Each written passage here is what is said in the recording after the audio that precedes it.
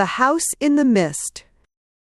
I Anna Katharine Green, author of The Millionaire Baby, The Amethyst Box, The Filigree Ball, etc., etc. An open door. It was a night to drive any man indoors. Not only was the darkness impenetrable, but the raw mist enveloping hill and valley made the open road anything but desirable to a belated wayfarer like myself.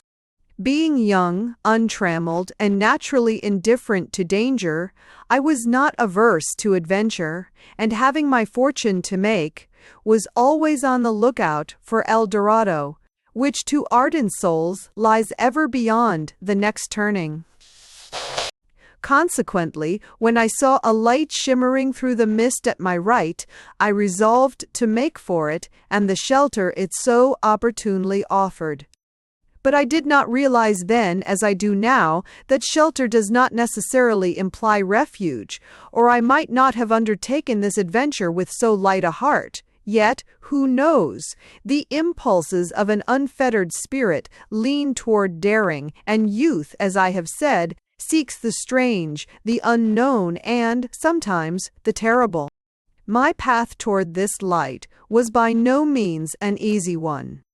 After confused wanderings through tangled hedges and a struggle with obstacles of whose nature I received the most curious impression in the surrounding murk, I arrived in front of a long, low building, which, to my astonishment, I found standing with doors and windows open to the pervading mist, save for one square casement, through which the light shone from a row of candles placed on a long mahogany table. The quiet and seeming emptiness of this odd and picturesque building made me pause. I am not much affected by visible danger, but this silent room, with its air of sinister expectancy, struck me most unpleasantly, and I was about to reconsider my first impulse and withdraw again to the road, when a second look, thrown back upon the comfortable interior I was leaving, convinced me of my folly and sent me straight toward the door, which stood so invitingly open. But halfway up the path, my progress was again stayed by the sight of a man issuing from the house I had so rashly looked upon as devoid of all human presence. He seemed in haste, and, at the moment my eye first fell on him, was engaged in replacing his watch in his pocket. But he did not shut the door behind him, which I thought odd, especially as his final glance had been a backward one, and seemed to take in all the appointments of the place he was so hurriedly leaving. As we met, he raised his hat. This likewise struck me as peculiar, for the deference he displayed was more marked than that usually bestowed on strangers, while his lack of surprise at an encounter more or less startling in such a mist was calculated to puzzle an ordinary man like myself. Indeed, he was so little impressed by my presence there that he was for passing me without a word or any other hint of good fellowship, save the bow of which I have spoken. But this did not suit me. I was hungry, cold, and eager for creature comforts, and the house before me gave forth not only heat, but a savory odor which in itself was an invitation hard to ignore. I therefore accosted the man. "Will bed and supper be provided me here?" I asked. "I am tired out with a long tramp over the hills and hungry enough to pay anything in reason." I stopped, for the man had disappeared. He had not paused at my appeal, and the mist had swallowed him. But at the break in my sentence, his voice came back in good-natured tones, and I heard, "Supper will be ready at 9, and there are beds for all. Enter, sir. You are the first to arrive, but the others cannot be far behind." A queer greeting, certainly, but when I strove to question him as to its meaning, his voice returned to me from such a distance that I doubted if my words had reached him with any more distinctness than his answer reached me. Well, thought I, it isn't as if a lodging had been denied me. He invited me to enter, and enter I will. The house, to which I now naturally directed a glance of much more careful scrutiny than before, was no ordinary farm building, but a rambling old mansion made conspicuously larger here and there by jutting porches and more than one convenient lean-to. Though furnished, warmed, and lighted with candles, as I have previously described, it had about it an air of disuse which made me feel myself an intruder, in spite of the welcome I had received.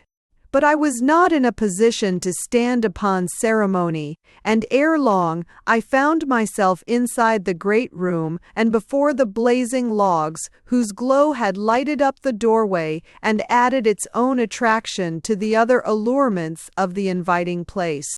Though the open door made a draught which was anything but pleasant, I did not feel like closing it, and was astonished to observe the effect of the mist through the square, thus left open to the night. It was not an agreeable one, and, instinctively turning my back upon that quarter of the room, I let my eyes roam over the wainscoted walls and the odd pieces of furniture which gave such an air of old-fashioned richness to the place. As nothing of the kind had ever fallen under my eyes before, I should have thoroughly enjoyed this opportunity of gratifying my taste for the curious and the beautiful, if the quaint old chairs I saw standing about me on every side had not all been empty. But the solitude of the place, so much more oppressive than the solitude of the road I had left, struck cold to my heart, and I missed the cheer rightfully belonging to such attractive surroundings. Suddenly I bethought me of the many other apartments likely to be found in so spacious a dwelling, and going to the nearest door, I opened it and called out for the master of the house. But only an echo came back, and, returning to the fire, I sat down before the cheering blaze, in quiet acceptance of a situation too lonely for comfort, yet not without a certain piquant interest, for a man of free mind and adventurous disposition like myself. After all, if supper was to be served at 9, someone must be expected to eat it. I should surely not be left much longer without companions. Meanwhile, ample amusement awaited me in the contemplation of a picture which, next to the large fireplace, was the most prominent object in the room. This picture was a portrait, and a remarkable one. The countenance it portrayed was both characteristic and forcible, and so interested me that in studying it I quite forgot both hunger and weariness. Indeed, its effect upon me was such that, after gazing at it uninterruptedly for a few minutes, I discovered that its various features, or does, the narrow eyes in which a hint of craft gave a strange gleam to their native intelligence, the steadfast chin, strong as the rock of the hills I had wearily tramped all day, the cunning wrinkles which yet did not interfere with a latent great-heartedness that made the face as attractive as it was puzzling, had so established themselves in my mind that I continued to see them before me, whichever way I turned, and found it impossible to shake off their influence even after I had resolutely set my mind in another direction by endeavoring to recall what I knew of the town into which I had strayed. I had come from Scranton and was now, according to my best judgment, in one of those rural districts of western Pennsylvania which breed such strange and sturdy characters.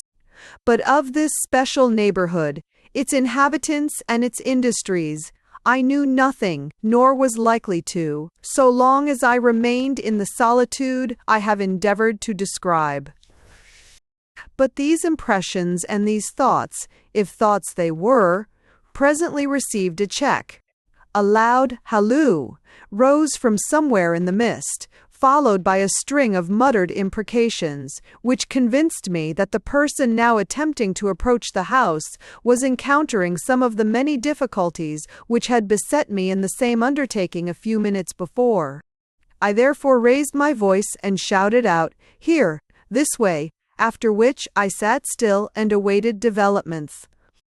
There was a huge clock in one of the corners, whose loud tick filled up every interval of silence.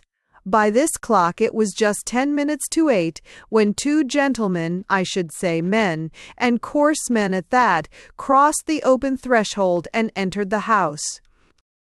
Their appearance was more or less noteworthy, unpleasantly so, I am obliged to add. One was red-faced and obese, the other was tall, thin, and wiry, and showed as many seams in his face as a blighted apple. Neither of the two had anything to recommend him, either in appearance or address, save a certain veneer of polite assumption, as transparent as it was offensive. As I listened to the forced sallies of the one and the hollow laugh of the other, I was glad that I was large of frame and strong of arm and used to all kinds of men and brutes. As these two newcomers seemed no more astonished at my presence than the man I had met at the gate, I checked the question which instinctively rose to my lips, and with a simple bow, responded to by a more or less familiar nod from either, accepted the situation with all the sang-froid the occasion seemed to demand. Perhaps this was wise. Perhaps it was not. There was little opportunity to judge, for the start they both gave as they encountered the eyes of the picture before mentioned drew my attention to a consideration of the different ways in which men, however similar in other respects, express sudden and unlooked-for emotion. The big man simply allowed his astonishment, dread, or whatever the feeling was which moved him, to ooze forth in a cold and deathly perspiration, which robbed his cheeks of color and cast a bluish shadow over his narrow and retreating temples, while the thin and waspish man, caught in the same trap, for trap I saw it was, shouted aloud in his ill-timed mirth, the false and cruel character of which would have made me shudder if all expression of feeling on my part had not been held in check by the interest I immediately experienced in the display of open bravado with which, in another moment, these two tried to carry off their mutual embarrassment. "Good likeness, eh?" laughed the seamy-faced man. "Quite an idea, that. Makes him one of us again. Well, he's welcome, in oils. Can't say much to us from canvas, eh?" And the rafters above him vibrated as his violent efforts at joviality went up in loud and louder assertion from his thin throat. A nudge from the other's elbow stopped him, and I saw them both cast half-lowering, half-inquisitive glances in my direction. "One of the Witherspoon boys?" queried one. "Perhaps," snarled the other.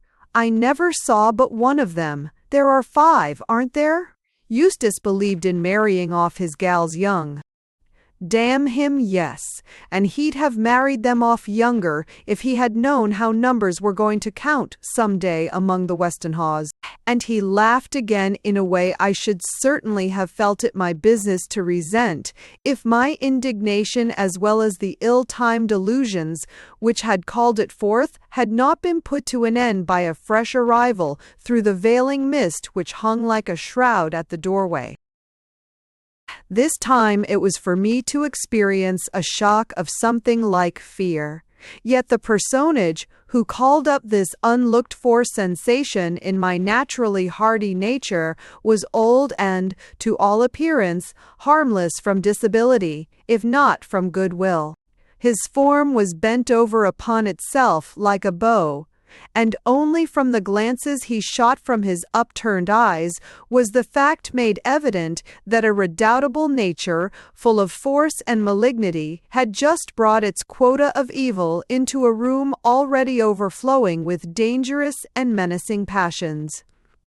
As this old wretch, either from the feebleness of age or from the infirmity I have mentioned, had great difficulty in walking, He had brought with him a small boy, whose business it was to direct his tottering steps as best he could. But once settled in his chair, he drove away this boy with his pointed oak stick, and with some harsh words about caring for the horse and being on time in the morning, he sent him out into the mist.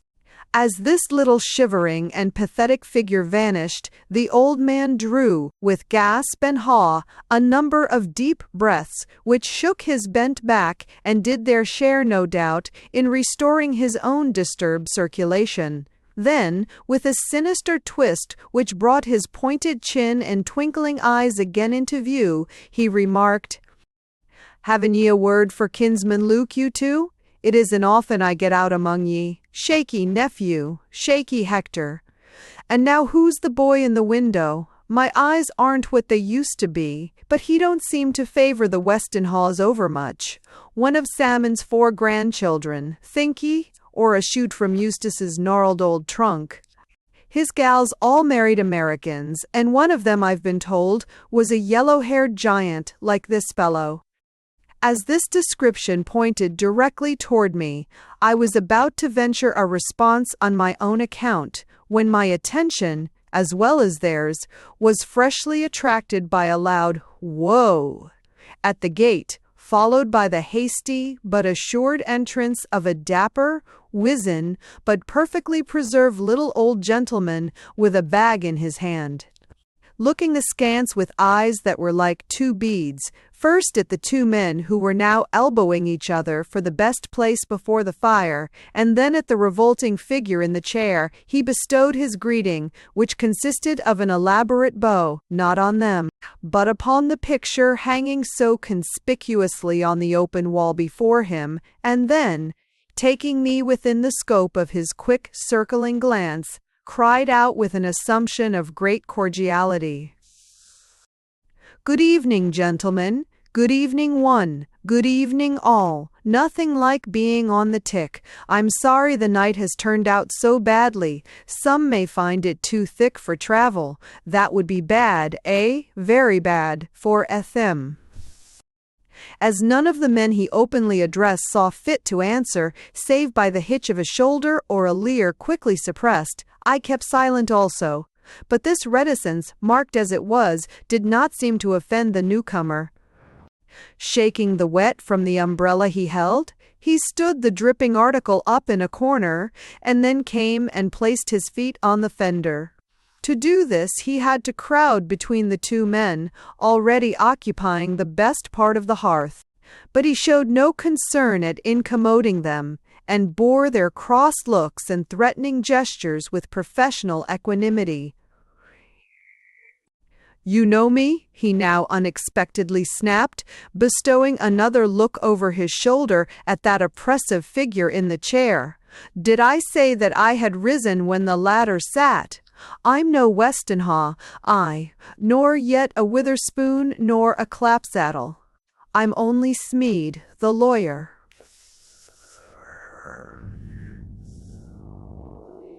"Anthony Westonhaugh's lawyer," he repeated, with another glance of recognition in the direction of the picture.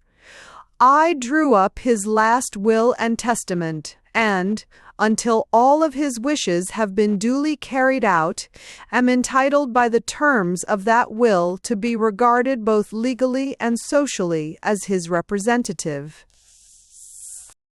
This you all know, but it is my way to make everything clear as I proceed. A lawyer's trick, no doubt.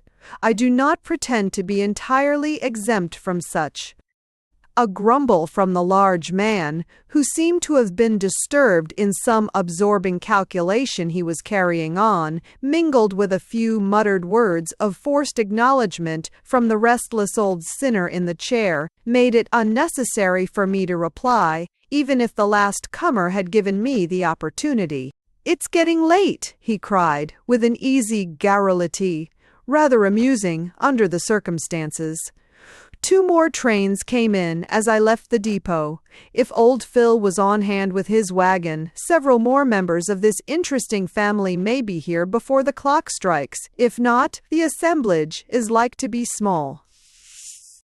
Too small, I heard him grumble a minute after, under his breath. I wish it were a matter of one, spoke up the big man, striking his breast in a way to make it perfectly apparent whom he meant by that word, one, and having, if I may judge, by the mingled laugh and growl of his companions, thus shown his hand, both figuratively and literally, he relapsed into the calculation which seemed to absorb all of his unoccupied moments. Generous, very, commented the lawyer in a murmur which was more than audible. Pity that sentiments of such broad benevolence should go unrewarded. This, because at that very instant wheels were heard in front, also a jangle of voices, in some controversy about fares, which promised anything but a pleasing addition to the already none too desirable company. "I suppose that Sister Janet," snarled out the one addressed as Hector.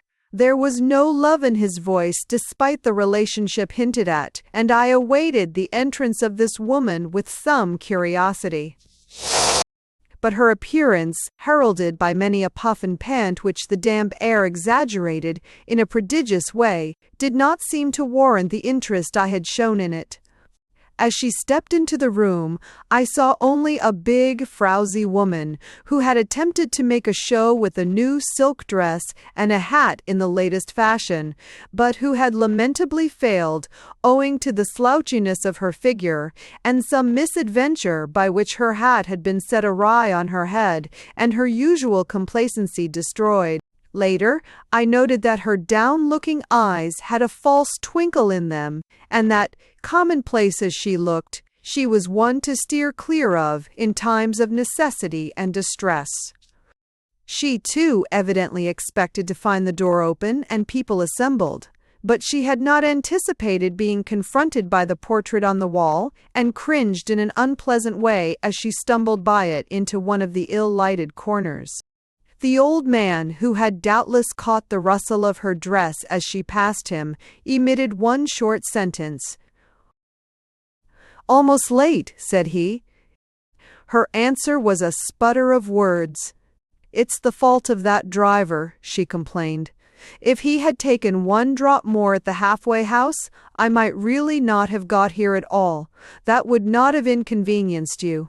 But oh, what a grudge I would have owed that skinflint brother of ours," here she shook her fist at the picture, "for making our good luck depend upon our arrival within 2 short strokes of the clock."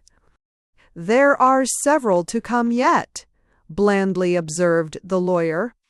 But before the words were well out of his mouth, we all became aware of a new presence, a woman whose somber grace and quiet bearing gave distinction to her unobtrusive entrance and caused a feeling of something like awe to follow the first sight of her cold features and deep, heavily fringed eyes.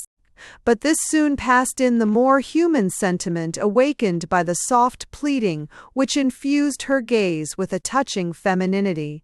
She wore a long, loose garment, which fell without a fold from chin to foot, and in her arms she seemed to carry something. Never before had I seen so beautiful a woman. As I was contemplating her with respect, but yet with a masculine intentness I could not quite suppress, 2 or 3 other persons came in, and now I began to notice that the eyes of all these people turned mainly one way, and that was toward the clock. Another small circumstance likewise drew my attention. Whenever anyone entered, and there were 1 or 2 additional arrivals during the 5 minutes preceding the striking of the hour, a frown settled for an instant on every brow, giving to each and all a similar look, for the interpretation of which I lacked the key. Yet not on every brow either. There was one which remained undisturbed and showed only a grand patience. As the hands of the big clock neared the point of 8, a furtive smile appeared on more than one face, and when the hour rang out, a sigh of satisfaction swept through the room, to which the little old lawyer responded with a worldly wise grunt as he moved from his place and proceeded to the door. This he had scarcely shut when a chorus of voices rose from without. 3 or 4 lingerers had pushed their way as far as the gate, only to see the door of the house shut in their faces. "Too late," growled old man Luke from between the locks of his long beard. "Too late," shrieked the woman, who had come so near being late herself. "Too late," smoothly acquiesced the lawyer, locking and bolting the door with a deft and assured hand. But the 4 or 5 persons who thus found themselves barred out did not accept without a struggle the decision of the more fortunate ones assembled within. More than one hand began pounding on the door, and we could hear cries of, "The train was behind time, your clock is fast. You are cheating us. You want it all for yourselves. We will have the law on you," and other bitter adjurations unintelligible to me from my ignorance of the circumstances which called them forth. But the wary old lawyer simply shook his head and answered nothing, whereat a murmur of gratification rose from within, and a howl of almost frenzied dismay from without, which latter presently received point from a startling vision which now appeared at the casement where the lights burned. A man's face looked in, and behind it that of a woman, so wild and maddened by some sort of heartbreak that I found my sympathies aroused, in spite of the glare of evil passions which made both of these countenances something less than human. But the lawyer met the stare of these 4 eyes with a quiet chuckle, which found its echo in the ill-advised mirth of those about him. And moving over to the window where they still peered in, he drew together the 2 heavy shutters which hitherto had stood back against the wall, and, fastening them with a bar, shut out the sight of this despair, if he could not shut out the protests which ever and anon were shouted through the keyhole. Meanwhile, one form had sat through this whole incident without a gesture, and on the quiet brow, from which I could not keep my eyes, no shadows appeared save the perpetual one of native melancholy, which was at once the source of its attraction and the secret of its power. Into what sort of gathering had I stumbled? And why did I prefer to await developments rather than ask the simplest question of anyone about me? Hi! Meantime, the lawyer had proceeded to make certain preparations.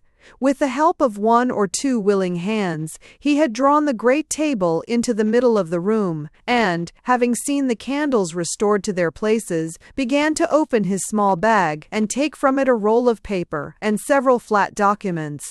Laying the latter in the center of the table and slowly unrolling the former, he consulted, with his foxy eyes, the faces surrounding him, and smiled with secret malevolence as he noted that every chair and every form were turned away from the picture before which he had bent with such obvious courtesy on entering. I alone stood erect, and this possibly was why a gleam of curiosity was noticeable in his glance as he ended his scrutiny of my countenance and bent his gaze again upon the paper he held. Heavens, thought I, what shall I answer this man if he asks me why I continue to remain in a spot where I have so little business? The impulse came to go. But such was the effect of this strange convocation of persons, at night and in a mist which was itself a nightmare, that I failed to take action, and remained riveted to my place, while Mr. Taro Smead consulted his roll and finally asked in a businesslike tone, quite unlike his previous sarcastic speech, the names of those whom he had the pleasure of seeing before him. The old man in the chair spoke up first. "Luke Westenhaw," he announced. "Very good," responded the lawyer. Hector Westenhaw came from the thin man. A nod and a look toward the next. "John Westenhaw." "Nephew?" asked the lawyer. "Yes." "Go on, and be quick, supper will be ready at 9. Eunice Westonhough, spoke up a soft voice. I felt my heart bound, as if some inner echo responded to that name. Daughter of whom? Hudson Westonhaugh, she gently faltered. My father is dead. Is dead, died last night. I am his only heir. A grumble of dissatisfaction and a glint of unrelieved hate came from the doubled-up figure whose malevolence had so revolted me. But the lawyer was not to be shaken. Very good. It is fortunate you trusted your feet rather than the train. And now you. What is your name? He was looking, not at me as I had at first feared, but at the man next to me, a slim but slippery youth whose small red eyes made me shudder. William Witherspoon, Barbara's son. Yes. Where are your brothers? One of them, I think, is outside. Here he laughed. The other is sick. The way he uttered this word made me set him down as one to be especially wary of when he smiled. But then I had already passed judgment on him at my first view. And you, madam? This to the large, dowdy woman with the uncertain eye, a contrast to the young and melancholy Eunice. Janet Clapsaddle, she replied, waddling hungrily forward and getting unpleasantly near the speaker, for he moved off as she approached and took his stand in the clear place at the head of the table. Very good, Mistress Clapsaddle. You were a Westonhaugh, I believe. You believe, sneak-faced hypocrite that you are, she blurted out. I don't understand your lawyer ways. I like plain speaking myself. Don't you know me? And Luke and Hector and most of us indeed, except that puny white-faced girl yonder, whom, having been brought up on the other side of the ridge, we have none of us seen since she was a screaming baby in Hildegard's arms. And the young gentleman over there, here she indicated me, who shows so little likeness to the rest of the family. He will have to make it pretty plain who his father was before we shall feel like acknowledging him, either as the son of one of Eustace's girls or a chip from Brother Salmon's hard old block. As this caused all eyes to turn upon me, even hers, I smiled as I stepped forward. The lawyer did not return that smile. What is your name? He asked shortly and sharply, as if he distrusted me. Hugh Austin, was my quiet reply. There is no such name on the list, snapped old Smead, with an authoritative gesture toward those who seemed anxious to enter a protest. Probably not, I returned, for I am neither a Witherspoon, a Westonhaugh, nor a Clapsaddle. I am merely a chance wayfarer passing through the town on my way west. I thought this house was a tavern, or at least a place I could lodge in. The man I met in the doorway told me as much, and so I am here. If my company is not agreeable, or if you wish this room to yourselves, let me go into the kitchen. I promise not to meddle with the supper, hungry as I am. Or perhaps you wish me to join the crowd outside. It seems to be increasing. No, no, came from all parts of the room. Don't let the door be opened. Nothing could keep Lemuel and his crowd out if they once got foot over the threshold. The lawyer rubbed his chin. He seemed to be in some sort of quandary. First, he scrutinized me from under his shaggy brows with a sharp gleam of suspicion. Then his features softened and, with a side glance at the young woman who called herself Eunice, perhaps because she was worth looking at, perhaps because she had partly risen at my words, he slipped toward a door I had before observed in the wainscoting on the left of the mantelpiece, all Levens, all B. Jean 5, Remore. And necessary that the mantelpiece, well, there, all l'hotel the Livragines and the wainscoting, experience, obvious, and softly opened it upon what looked like a narrow staircase. "We cannot let you go out," said he, "and we cannot let you have a finger in our viands before the hour comes for serving them. So if you will be so good as to follow this staircase to the top, you will find it ends in a room comfortable enough for the wayfarer you call yourself. In that room you can rest till the way is clear for you to continue your travels. Better we cannot do for you. This house is not a tavern, but the somewhat valuable property of—" He turned with a bow and smile, as everyone there drew a deep breath, but no one ventured to end that sentence. I would have given all my future prospects, which, by the way, were not very great, to remain in that room. The oddity of the situation, the mystery of the occurrence, the suspense I saw in every face, the eagerness of the cries I heard, redoubled from time to time outside, the malevolence, but poorly disguised in the old lawyer's countenance, and, above all, the presence of that noble-looking woman, which was the one offset to the general tone of villainy with which the room was charged, filled me with curiosity, if I might call it by no other name, that made my acquiescence in the demand thus made upon me positively heroic. But there seemed no other course for me to follow, and with a last, lingering glance at the genial fire and a quick look about me, which happily encountered hers, I stooped my head to suit the low and narrow doorway opened for my accommodation, and instantly found myself in darkness. The door had been immediately closed by the lawyer's impatient hand. With my ear to the wainscoting. No move more unwise could have been made by the old lawyer, that is, if his intention had been to rid himself of an unwelcome witness, for, finding myself thrust thus suddenly from the scene, I naturally stood still instead of mounting the stairs, and, by standing still, discovered that though shut from sight, I was not from sound. Distinctly through the panel of the door, which was much thinner, no doubt, than the old fox imagined, I heard one of the men present shout out, "Well, that makes the number less by one." The murmur which followed this remark came plainly to my ears, and, greatly rejoicing over what I considered my good luck, I settled myself on the lowest step of the stairs in the hope of catching some word which would reveal to me the mystery of this scene. It was not long in coming.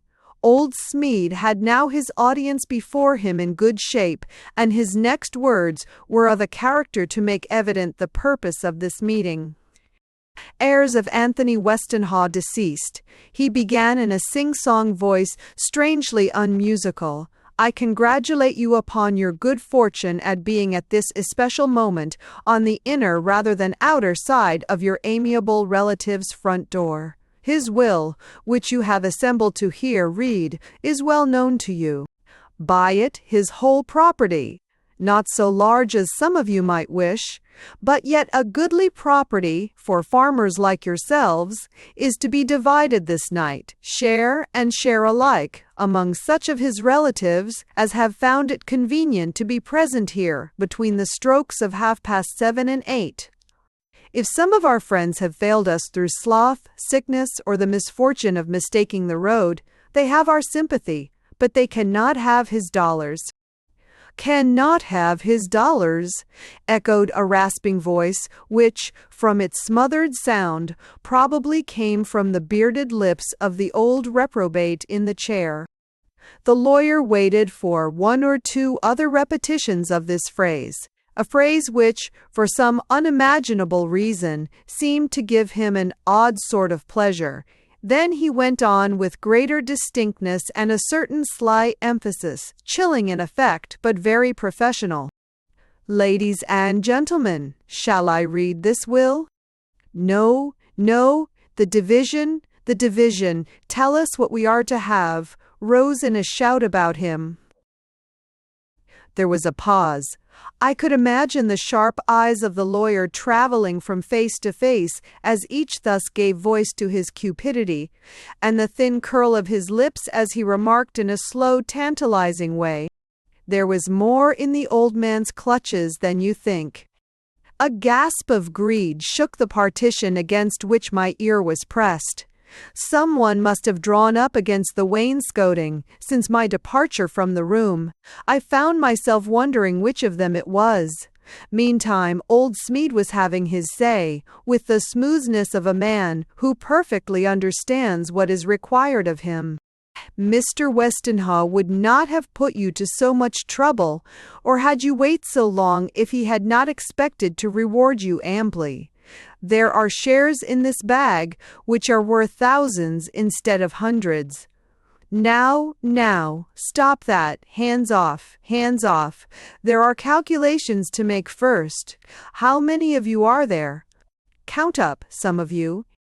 9, called out a voice with such rapacious eagerness that the word was almost unintelligible.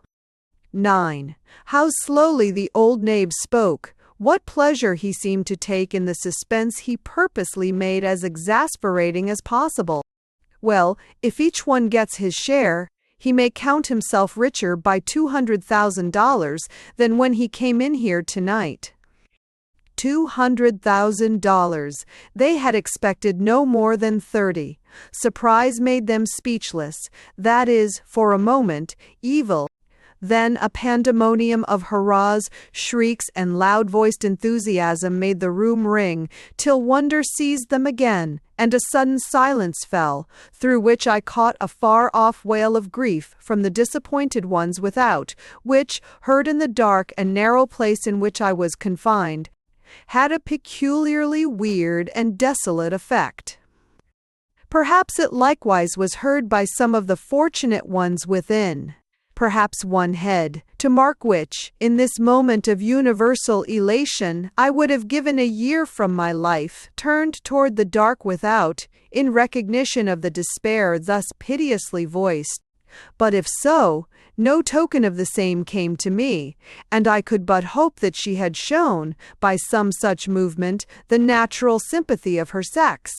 Meanwhile, the lawyer was addressing the company in his smoothest and most sarcastic tones. Mr. Westenhaw was a wise man, a very wise man, he droned. He foresaw what your pleasure would be, and left a letter for you, but before I read it, before I invite you to the board, he ordered to be spread for you, in honor of this happy occasion. There is one appeal he bade me make to those I should find assembled here. As you know, he was not personally acquainted with all the children and grandchildren of his many brothers and sisters. Salmon's sons, for instance, were perfect strangers to him, and all those boys and girls of the Evans branch have never been long enough this side of the mountains for him to know their names, much less their temper or their lives. Yet his heirs, or such was his wish, his great wish, must be honest men, righteous in their dealings, and of stainless lives. If, therefore, any one among you feels that, for reasons he need not state, he has no right to accept his share of Anthony Westenhaw's bounty, then that person is requested to withdraw before this letter to his heirs is read. Withdraw? Was the man a fool? Withdraw! Withdraw! These cormorants, these suckers of blood, these harpies and vultures. I laughed as I imagined sneaking Hector, malicious Luke, or brutal John, responding to this naive appeal, and then found myself wondering why no echo of my mirth came from the men themselves.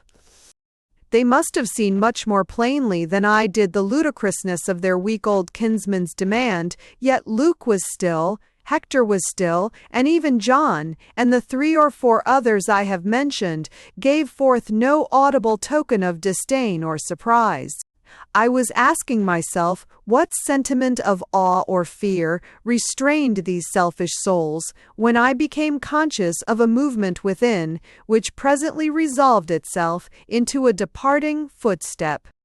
Some conscience there had been awakened. Someone was crossing the floor toward the door. Who? I waited in anxious expectancy for the word which was to enlighten me. Happily it came soon, and from the old lawyer's lips. "You do not feel yourself worthy?" he queried, in tones I had not heard from him before. "Why? What have you done that you should forego an inheritance to which these others feel themselves honestly entitled?" The voice which answered gave both my mind and heart a shock. It was she who had risen at this call. She, the only true-faced person there. Anxiously, I listened for her reply. Alas, it was one of action rather than speech. As I afterward heard, she simply opened her long cloak and showed a little infant slumbering in her arms. "This is my reason," said she. "I have sinned in the eyes of the world, therefore I cannot take my share of Uncle Anthony's money. I did not know he exacted an unblemished record from those he expected to enrich, or I would not have come." The sob which followed these last words showed at what a cost she thus renounced a fortune of which she, of all present perhaps, stood in the greatest need, but there was no lingering in her step. And to me, who understood her fault only through the faint sound of infantile wailing which accompanied her departure, there was a nobility in her action which raised her in an instant to an almost ideal height of unselfish virtue. Perhaps they felt this too. Perhaps even these hardened men and the more than hardened woman, whose presence was in itself a blight, recognized heroism when they saw it, for when the lawyer, with a certain obvious reluctance, laid his hand on the bolts of the door with the remark, "This is not my work, you know. I am but following out instructions very minutely given me," the smothered growls and grunts which rose in reply lacked the venom which had been infused into all their previous comments. "I think our friends out there are far enough withdrawn by this time for us to hazard the opening of the door," the lawyer now remarked. "Madam, I hope you will speedily find your way to some comfortable shelter." Then the door opened, and after a moment closed again in a silence which at least was respectful. Yet I warrant there was not a soul remaining who had not already figured in his mind to what extent his own fortune had been increased by the failure of one of their number to inherit. As for me, my whole interest in the affair was at an end, and I was only anxious to find my way to where this desolate woman faced the mist with her unfed baby in her arms. A life drama, Sherry. But to reach this wanderer, it was first necessary for me to escape from the house. This proved simple enough. The upstairs room toward which I rushed had a window overlooking one of the many lean-tos already mentioned. This window was fastened, but I had no difficulty in unlocking it or in finding my way to the ground from the top of the lean-to. But once again on terra firma, I discovered that the mist was now so thick that it had all the effect of a fog at sea. It was icy cold as well, and clung about me so that I presently began to shudder most violently, and, strong man though I was, wished myself back in the little attic bedroom from which I had climbed, in search of one in more unhappy case than myself. But these feelings did not cause me to return. If I found the night cold, she must find it bitter. If desolation oppressed my naturally hopeful spirit, must it not be more overwhelming yet to one whose memories were sad and whose future was doubtful? And the child? What infant could live in an air like this? Edging away from the house, I called out her name, but no answer came back. The persons whom we had heard flitting in restless longing about the house a few moments before had left in rage, and she, possibly with them. Yet I could not imagine her joining herself to people of their stamp. There had been a solitariness in her aspect which seemed to forbid any such companionship. Whatever her story, at least she had nothing in common with the two ill-favored persons whose faces I had seen looking in at the casement. No, I should find her alone, but where? Certainly the ring of mist surrounding me at that moment offered me little prospect of finding her anywhere, either easily or soon. Again I raised my voice, and again I failed to meet with response. Then, fearing to leave the house lest I should be quite lost amid the fences and brush lying between it and the road, I began to feel my way along the walls, calling softly now, instead of loudly, so anxious was I not to miss any chance of carrying comfort, if not succor, to the woman I was seeking.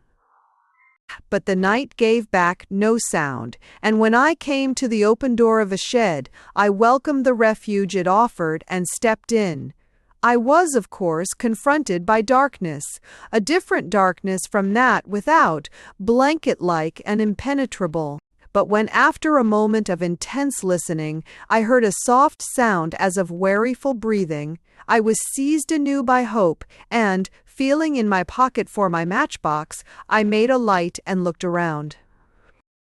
My intuitions had not deceived me. She was there. Sitting on the floor with her cheek pressed against the wall, she revealed to my eager scrutiny only the outlines of her pure pale profile.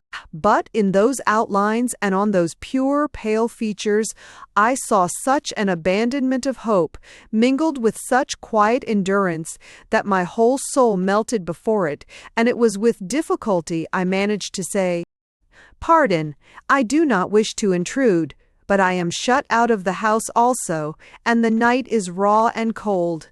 Can I do nothing for your comfort or for the child's?"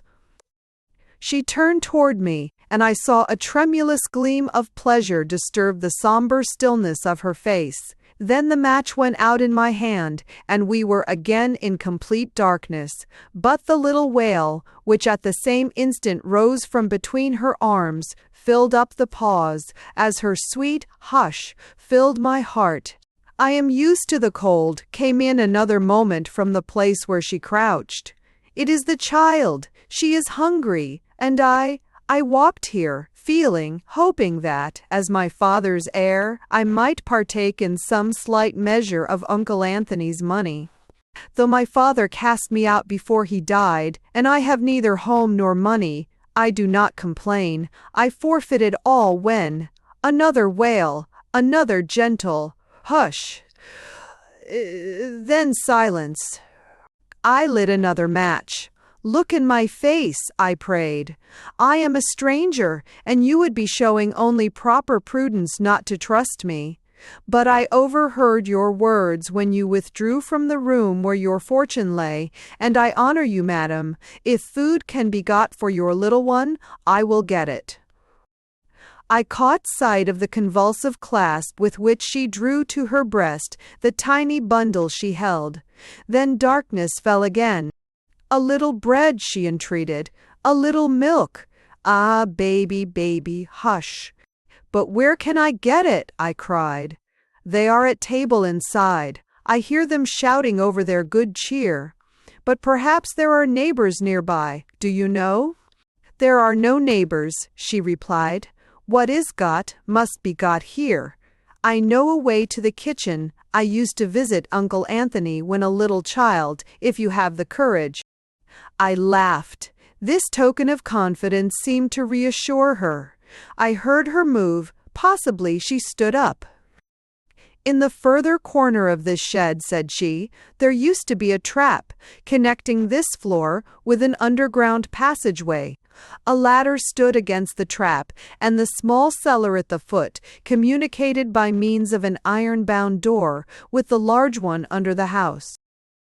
18 years ago, the wood of that door was old. Now it should be rotten. If you have the strength—" "I will make the effort and see," said I. "But when I am in the cellar, what then?" "Follow the wall to the right. You will come to a stone staircase. As this staircase has no railing, be careful in ascending it. At the top you will find a door. It leads into a pantry adjoining the kitchen. Someone will be in that pantry. Someone will give you a bite for the child, and when she is quieted and the sun has risen, I will go away. It is my duty to do so. My uncle was always upright, if cold. He was perfectly justified in exacting rectitude in his heirs." I might have rejoined by asking if she detected rectitude in the faces of the greedy throng she had left behind her, with the guardian of this estate, but I did not. I was too intent upon following out her directions. Lighting another match, I sought the trap. Alas, even tiny minds!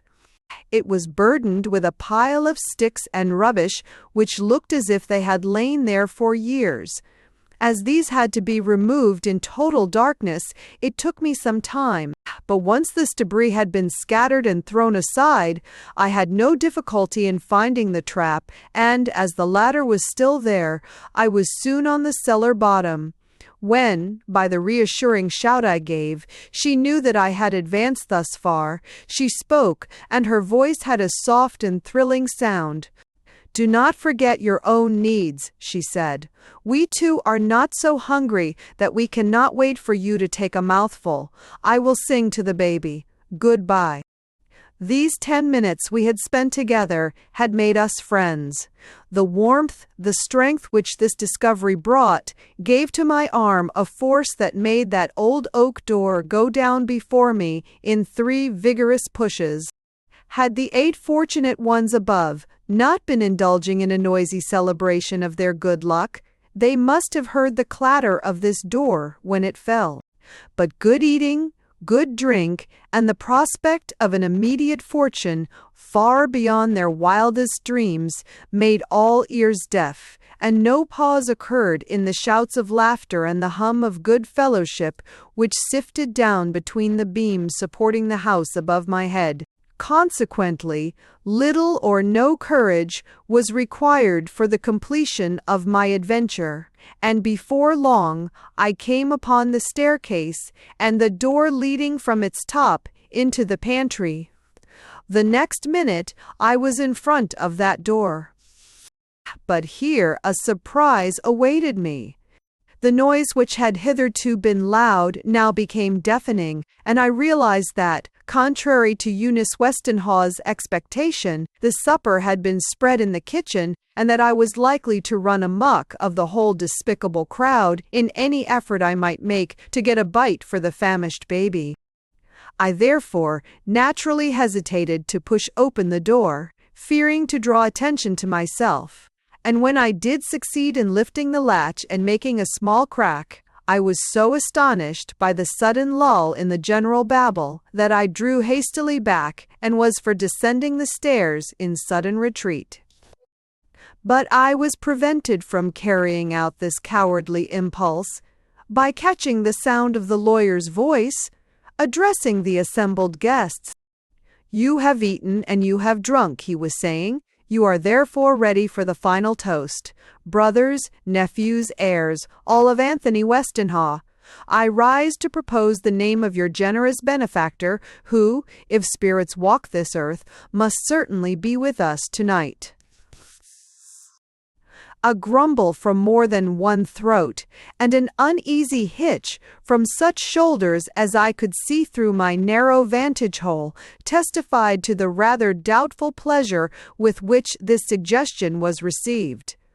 But the lawyer's tones lost none of their animation as he went on to say, "The bottle, from which your glasses are to be replenished for this final draught, he has himself provided.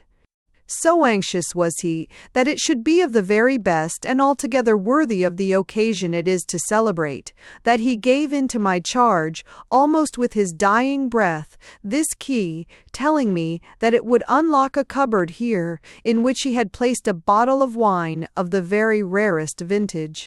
This is the key, and yonder, if I do not mistake, is the cupboard." They had already quaffed a dozen toasts. Perhaps this was why they accepted this proposition in a sort of panting silence, which remained unbroken while the lawyer crossed the floor, unlocked the cupboard, and brought out before them a bottle which he held up before their eyes with a simulated glee almost saturnine. "Isn't that a bottle to make your eyes dance?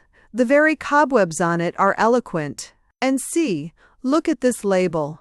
Tokay, friends, real Tokay. How many of you ever had the opportunity of drinking real Tokay before?"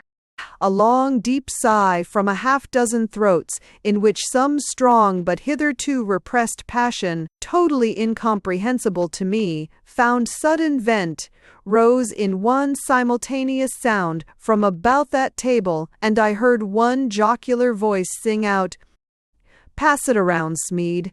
I'll drink to Uncle Anthony out of that bottle till there isn't a drop left to tell what was in it." But the lawyer was in no hurry.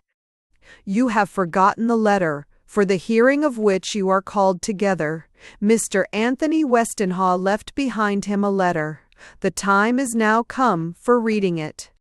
As I heard these words, and realized that the final toast was to be delayed and that some few moments must yet elapse before the room would be cleared, and an opportunity given me for obtaining what I needed for the famishing mother and child, I felt such impatience with the fact, and so much anxiety as to the condition of those I had left behind me, that I questioned whether it would not be better for me to return to them empty-handed than to leave them so long without the comfort of my presence. When the fascination of the scene again seized me, and I found myself lingering to mark its conclusion with an avidity which can only be explained by my sudden and intense consciousness of what it all might mean to her whose witness I had thus inadvertently become. The careful lawyer began by quoting the injunction with which this letter had been put in his hands. "When they are warm with food and wine, but not too warm." Thus his adjuration ran, "Then let them hear my first and only words to them. I know you are eager for these words. Folks so honest, so convinced of their own purity and uprightness that they can stand unmoved while the youngest and most helpless among them withdraws her claim to wealth and independence rather than share an unmerited bounty. Such folk, I say, must be eager, must be anxious to know why they have been made the legatees of so great a fortune under the easy conditions and amid such slight restrictions as have been imposed upon them by their munificent kinsmen." "I had rather go on drinking toasts," babbled one thick voice. "I had rather finish my figuring," growled another, in whose grating tones no echo remained of Hector Westenhaw's formerly honeyed voice. "I am making out a list of stock." "Blast your stock, that is, if you mean horses and cows," screamed a third. "I'm going in for city life. With less money than we have got, Andreas Amsberger got to be alderman." "Alderman," sneered the whole pack, and the tumult became general. "If more of us had been sick," called out one, "or if Uncle Luke, say, had tripped into the ditch instead of on the edge of it, the fellows who came safe through might have had anything they wanted, even to the governorship of the state, or Dublin." "Silence!" came in commanding tones from the lawyer, who had begun to let his disgust appear, perhaps because he held under his thumb the bottle upon which all eyes were now lovingly centered. So lovingly indeed that I ventured to increase, in the smallest perceptible degree, the crack by means of which I was myself an interested, if unseen, participator in this scene. A sight of Smead, and a partial glimpse of old Luke's covetous profile, rewarded this small act of daring on my part. The lawyer was standing, all the rest were sitting. Perhaps he alone retained sufficient steadiness to stand, for I observed by the control he exercised over this herd of self-seekers that he alone had not touched the cup which had so freely gone about among the others. The woman was hidden from me, but the change in her voice, when by any chance I heard it, convinced me that she had not disdained the toasts drunk by her brothers and nephews. "Silence!" the lawyer reiterated, "or I will smash this bottle on the hearth." He raised it in one threatening hand, and every man there seemed to tremble, while old Luke put out his long fingers with an entreaty that ill became them. Putting the bottle down again, but still keeping one hand upon it, he drew a folded paper from his breast. "1. This," said he, "contains the final injunctions of Anthony Westenhoe. You will listen, all of you, listen till I am done, or I will not only smash this bottle before your eyes, but I will keep forever buried in my breast the whereabouts of certain drafts and bonds in which, as his heirs, you possess the greatest interest. Nobody but myself knows where these papers can be found." Whether this was so, or whether the threat was an empty one thrown out by this subtile old schemer for the purpose of safeguarding his life from their possible hate and impatience, it answered his end with these semi-intoxicated men, and secured him the silence he demanded. Breaking open the seal of the envelope he held, he showed them the folded sheet which it contained, with the remark, "I have had nothing to do with the writing of this letter. It is in Mr. Westenhaw's own hand, and he was not even so good as to communicate to me the nature of its contents. I was bidden to read it to such as should be here assembled under the provisos mentioned in his will, and as you are now in a condition to listen, I will proceed with my task as required." This was my time for leaving, but a certain brooding terror, latent in the air, held me chained to the spot, listening with my ears, but receiving the full sense of what was read from the expression of old Luke's face, which was probably more plainly visible to me than to those who sat beside him. For, being bent almost into a bow, as I have said, his forehead came within an inch of touching his plate, and one had to look under his arms, as I did, to catch the workings of his evil mouth, as old Smeag gave forth, in his professional sing-song, the following words from his departed client. "Brothers, nephews, and heirs, though the earth has lain upon my breast a month, I am with you here, tonight." A snort from old Luke's snarling lips, and a stir, not a comfortable one, in the jostling crowd, whose shaking arms and clawing hands I could see projecting here and there over the board. My presence at this feast, a presence which, if unseen, cannot be unfelt, may bring you more pain than pleasure. But if so, it matters little. You are my natural heirs, and I have left you my money. Why, when so little love has characterized our intercourse, must be evident to such of my brothers as can recall their youth and the promise our father exacted from us on the day we set foot in this new land. There were 9 of us in those days, Luke, Salmon, Barbara, Hector, Eustace, Janet, Hudson, William, and myself, and all save one were promising, in appearance at least. But our father knew his offspring, and when we stood, an alien and miserable band, in front of Castle Garden, at the foot of the great city, whose immensity struck terror to our hearts, he drew all our hands together, and made us swear by the soul of our mother, whose body we had left in the sea, that we would keep the bond of brotherhood intact, and share with mutual confidence whatever good fortune this untried country might hold in store for us. You were strong, and your voices rang out loudly. Mine was faint, for I was weak, so weak that my hand had to be held in place by my sister Barbara.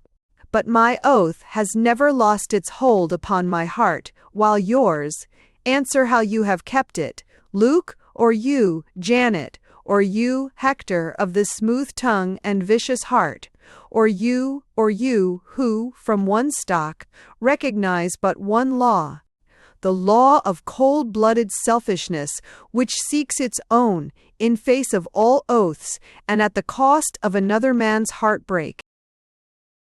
This I say to such as know my story, but lest there be one amongst you who has not heard from parent or uncle the true tale of him who has brought you all under one roof tonight, I will repeat it here in words, that no man may fail to understand why I remembered my oath through life and beyond death, yet stand above you, an accusing spirit, while you quaff me toasts and count the gains my justice divides among you.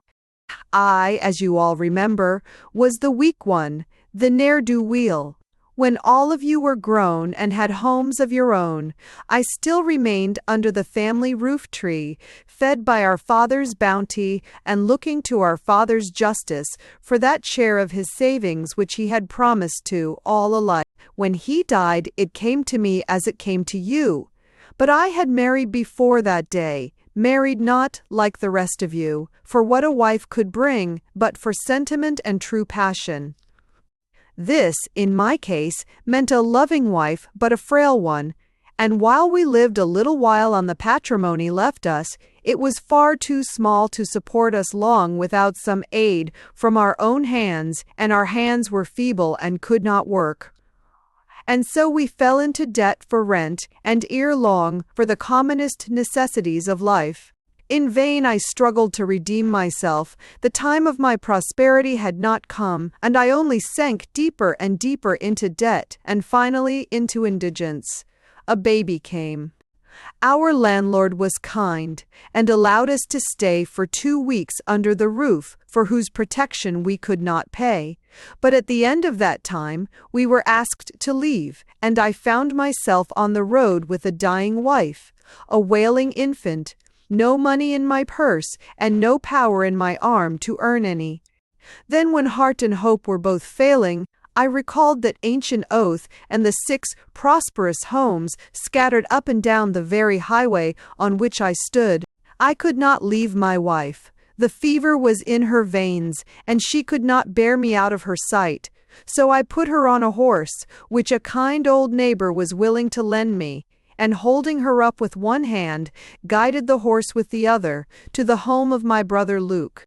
He was a straight enough fellow in those days, physically I mean, and he looked able and strong that morning, as he stood in the open doorway of his house, gazing down at us as we halted before him in the roadway.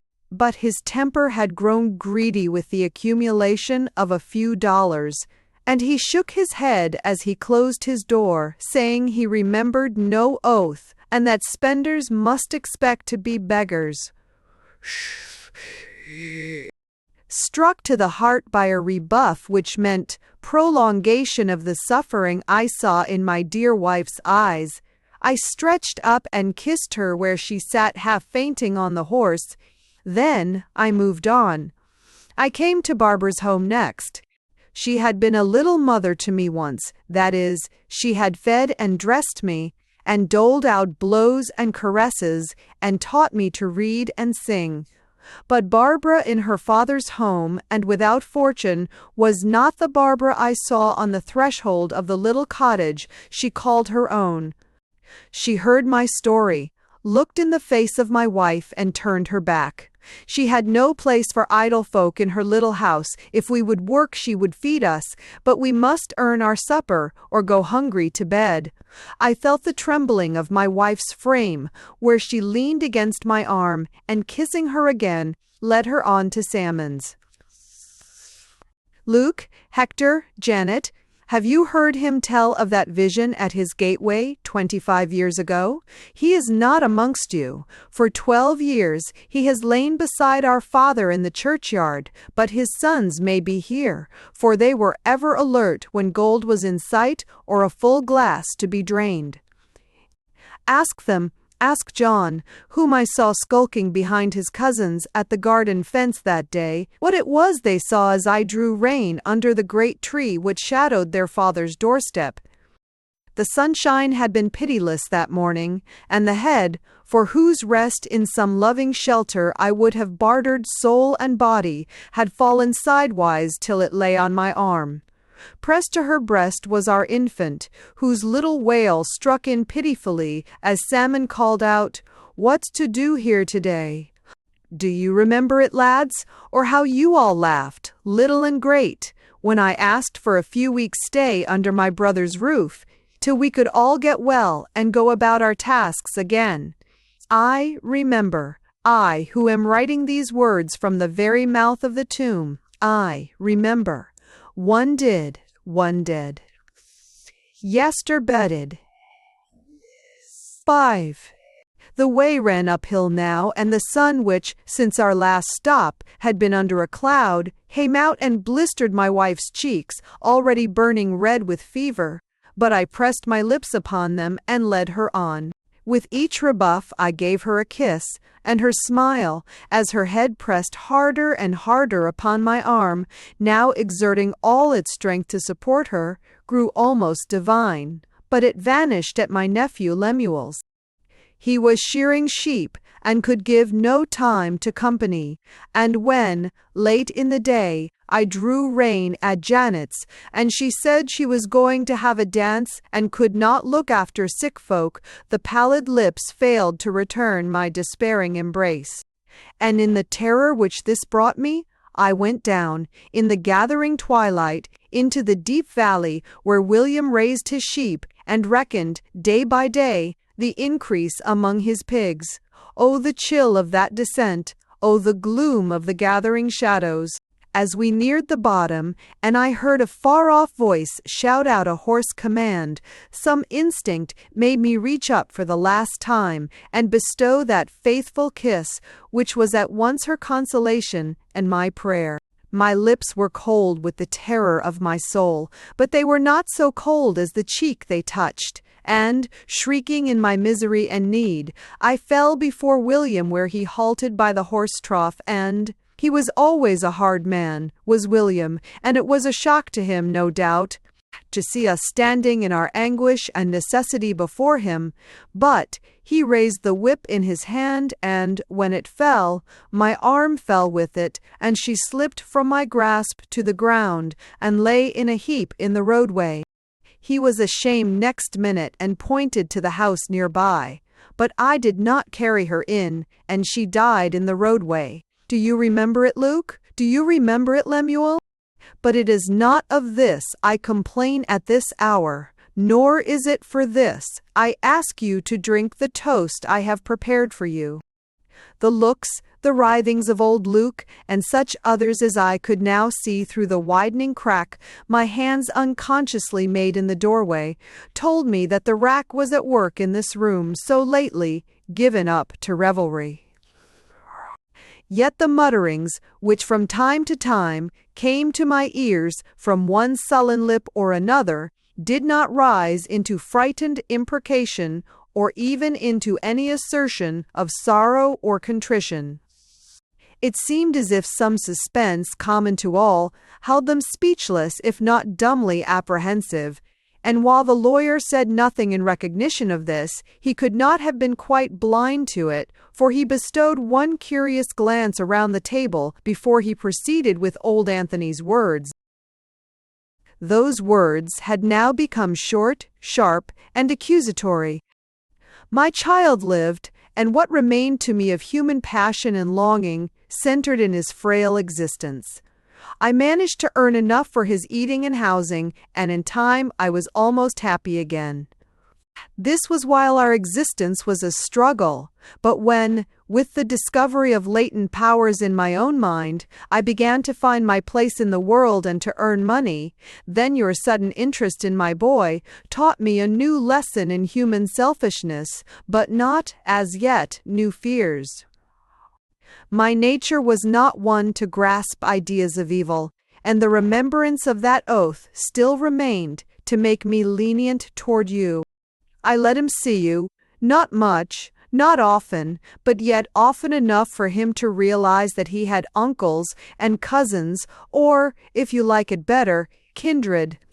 And how did you repay this confidence on my part?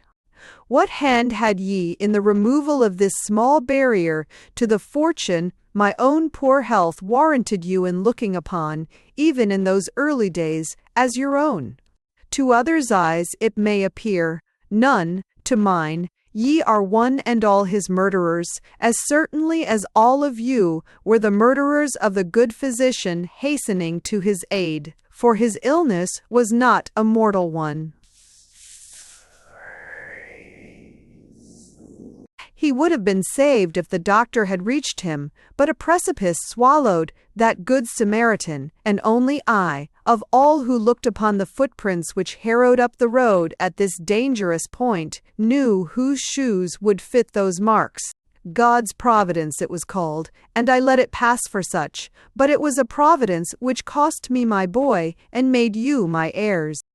Silence as sullen in character as the men who found themselves thus openly impeached had, for some minutes now, replaced the muttered complaints which had accompanied the first portion of this denunciatory letter. As the lawyer stopped to cast them another of those strange looks, a gleam from old Luke's sidewise eyes startled the man next him, who, shrugging a shoulder, passed the underhanded look on, till it had circled the board and stopped with the man sitting opposite, the crooked sinner who had started it. I began to have a wholesome dread of them all, and was astonished to see the lawyer drop his hand from the bottle, which to some degree offered itself as a possible weapon. But he knew his audience better than I did. Though the bottle was now free for any man's taking, not a hand trembled toward it, nor was a single glass held out.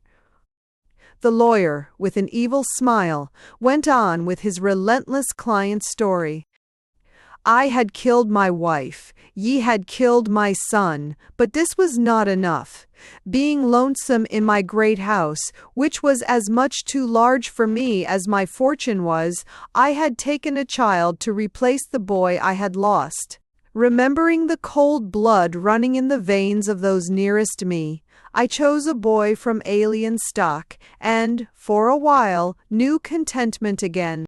But, as he developed, and my affections strengthened, the possibility of all my money going his way roused my brothers and sisters from the complacency they had enjoyed since their road to fortune had been secured by my son's death. And one day, can you recall it, Hudson? Can you recall it, Lemuel? The boy was brought in from the mill and laid at my feet, dead. He had stumbled amongst the great belts, but whose was the voice which had startled him with a sudden, "Halloo! Can you say Luke? Can you say John?" I can say in whose ear it was whispered that 3, if not more of you, were seen moving among the machinery that fatal morning. Again, God's providence was said to have visited my house, and again ye were my heirs. "Stop there," broke in the harsh voice of Luke, who was gradually growing livid under his long gray locks. "Lies, lies," shrieked Hector, gathering courage from his brother. "Cut it all, and give us the drink," snarled one of the younger men, who was less under the effect of liquor than the rest. But a trembling voice muttered, "Hush!"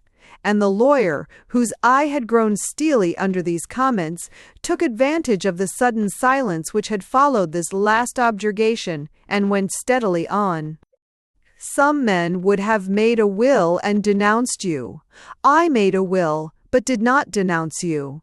Ink, I am no breaker of oaths. More than this, I learned a new trick. I, who hated all subtlety, and looked upon craft as the favorite weapon of the devil, learned to smile with my lips while my heart was burning with hatred. Perhaps this was why you all began to smile too, and joke me about certain losses I had sustained, by which you meant the gains which had come to me. That these gains were many times greater than you realized added to the sting of this good fellowship. But I held my peace, and you began to have confidence in a good nature which nothing could shake. You even gave me a supper. A supper. A supper. What was there in these words to cause every man there to stop in whatever movement he was making and stare, with wide-open eyes, intently at the reader? He had spoken quietly. He had not even looked up, but the silence which, for some minutes back, had begun to reign over that tumultuous gathering, now became breathless, and the seams in Hector's cheeks deepened to a bluish crisscross. Oh, you remember that supper, I.M.E. As the words rang out again, I threw wide the door. I might have stalked openly into their circle. Not a man there would have noticed me. It was a memorable occasion, the lawyer read on with stoical impassiveness. There was not a brother lacking. Luke and Hudson and William and Hector and Eustace's boys, as well as Eustace himself, Janet too, and Salmon's Lemuel and Barbara's son, who, even if his mother had gone the way of all flesh, had so trained her black brood in the love of the things of this world, that I scarcely missed her when I looked about among you all for the 8 sturdy brothers and sisters who had joined in one clasp and one oath, under the eye of the true-hearted immigrant, our father. What I did miss was one true eye lifted to my glance, but I did not show that I missed it, and so our peace was made, and we separated, you to wait for your inheritance, and I for the death which was to secure it to you. For, when the cup passed round that night, you each dropped into it a tear of repentance, and tears make bitter drinking. I sickened as I quaffed and was never myself again, as you know. Do you understand me, you cruel, crafty ones?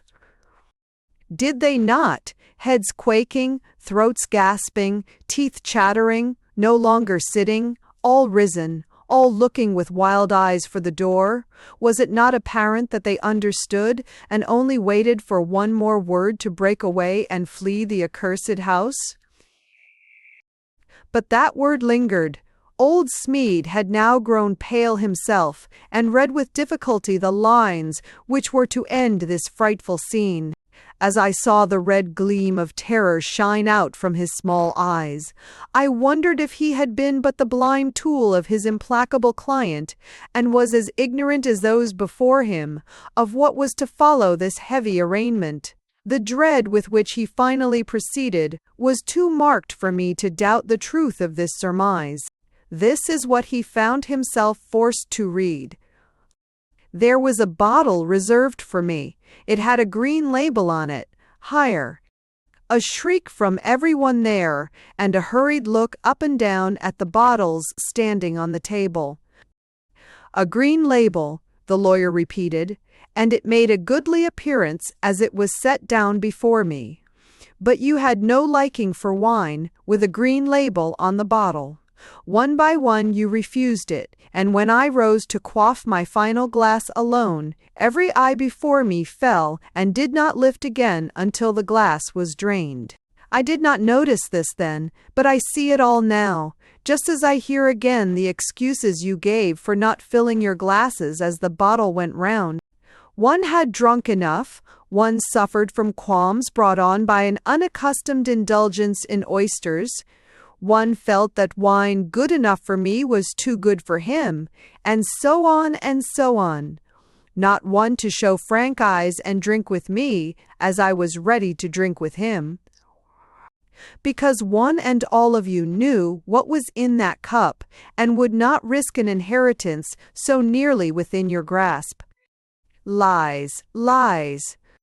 Again shrieked the raucous voice of Luke, smothered by terror, while oaths, shouts, imprecations rang out in horrid tumult from one end of the table to the other, till the lawyer's face, over which a startling change was rapidly passing, drew the whole crowd forward again in awful fascination, till they clung, speechless, arm in arm, shoulder propping shoulder, while he gasped out in dismay equal to their own, these last fatal words. "That was at your board, my brothers, now you are at mine. You have eaten my viands, drunk of my cup, and now, through the mouth of the one man who has been true to me, because therein lies his advantage, I offer you a final glass. Will you drink it? I drank yours. By that old-time oath which binds us to share each other's fortune, I ask you to share this cup with me. You will not?" "No, no, no," shouted one after another. Then the inexorable voice went on, a voice which to these miserable souls was no longer that of the lawyer, but an issue from the grave they had themselves dug for Anthony Westenhaw. "Oh, know that your abstinence comes too late, that you have already drunk the toast destined to end your lives. The bottle which you must have missed from that board of yours has been offered you again. A label is easily changed and, Luke, John, Hector, I know you all so well, that bottle has been greedily emptied by you, and while I, who sipped sparingly, lived 3 weeks, you, who have drunk deep, we have not 3 hours before you, possibly not 3 minutes. Alther, he dod by favor. Altered. Oh, the wail of those lost souls as this last sentence issued in a final pant of horror from the lawyer's quaking lips. Shrieks, howls, prayers for mercy, groans to make the hair rise, and curses, at sound of which I shut my ears in horror, only to open them again in dread, as, with one simultaneous impulse, they flung themselves upon the lawyer who, foreseeing this rush, had backed up against the wall. He tried to stem the tide. "I knew nothing of the poisoning," he protested. "That was not my reason for declining the drink. I wished to preserve my senses, to carry out my client's wishes. As God lives, I did not know he meant to carry his revenge so far." But the hands which clutched him were the hands of murderers, and the lawyer's puny figure could not stand up against the avalanche of human terror, relentless fury and mad vengeance which now rolled in upon it. As I bounded to his relief, he turned his ghastly face upon me. But the way between us was blocked, and I was preparing myself to see him sink before my eyes, when an unearthly shriek rose from behind us, and every living soul in that mass of struggling humanity paused, set, and staring, with stiffened limbs and eyes fixed, not on him, not on me, but on one of their own number. The only woman amongst them, Janet Clapsaddle, who, with clutching hands clawing her breast, was reeling in solitary agony in her place beside the board. As they looked, she fell, and lay with upturned face and staring eyes, in whose glassy depths the ill-fated ones who watched her could see mirrored their own impending doom. It was an awful moment. A groan, in which was concentrated the despair of 7 miserable souls, rose from that petrified band. Then, man by man, they separated and fell back, showing on each weak or wicked face the particular passion which had driven them into crime and made them the victims of this wholesale revenge. There had been some sort of bond between them till the vision of death rose before each shrinking soul. Shoulder to shoulder in crime, they fell apart as their doom approached, and rushing, shrieking, each man for himself, they one and all sought to escape by doors, windows, or any outlet which promised release from this fatal spot. One rushed by me, I do not know which one, and I felt as if a flame from hell had licked me. His breath was so hot, and the moans he uttered so like the curses we imagined to blister the lips of the lost. None of them saw me. They did not even detect the sliding form of the lawyer crawling away before them to some place of egress of which they had no knowledge. And, convinced that in this scene of death I could play no part worthy of her who awaited me, I too rushed away and, groping my way back through the cellar, sought the side of her who still crouched in patient waiting against the dismal wall. Give. The final shock. Her baby had fallen asleep. I knew this by the faint, low sweetness of her croon, and, shuddering with the horrors I had witnessed, horrors which acquired a double force from the contrast presented by the peace of this quiet spot and the hallowing influence of the sleeping infant, I threw myself down in the darkness at her feet, gasping out, "Oh, thank God, and your uncle's seeming harshness, that you have escaped the doom which has overtaken those others. You and your babe are still alive, while they— What of them? What has happened to them? You are breathless, trembling. You have brought no bread." "No, no. Food in this house means death. Your relatives gave food and wine to your uncle at a supper. He, though now in his grave, has returned the same to them. There was a bottle—" I stopped, appalled. A shriek, muffled by distance but quivering with the same note of death I had heard before, had gone up again from the other side of the wall against which we were leaning. "Oh," she gasped, "and my father was at that supper. My father, who died last night cursing the day he was born. We are an accursed race. I have known it all my life. Perhaps that was why I mistook passion for love. And my baby. Oh God, have mercy. God, have mercy." The plaintiveness of that cry, the awesomeness of what I had seen, of what was going on at that moment, almost within the reach of our arms, the darkness, the desolation of our two souls, affected me as I had never been affected in my whole life before. In the concentrated experience of the last 2 hours, I seemed to live years under this woman's eyes, to know her as I did my own heart, to love her as I did my own soul. No growth of feeling ever brought the ecstasy of that moment's inspiration. With no sense of doing anything strange, with no fear of being misunderstood, I reached out my hand and, touching hers where it lay, clasped about her infant, I said, "We are two poor wayfarers. A rough road loses half its difficulties when trodden by two. Shall we then fare on together, we and the little child?" She gave a sob. There was sorrow, longing, grief, hope in its thrilling low sound. As I recognized the latter emotion, I drew her to my breast. The child did not separate us. "We shall be happy," I murmured, and her sigh seemed to answer a delicious yes, when suddenly there came a shock to the partition against which we leaned, and starting from my clasp, she cried, "Our duty is in there. Shall we think of ourselves or even of each other, while these men, all relatives of mine, are dying on the other side of this wall?"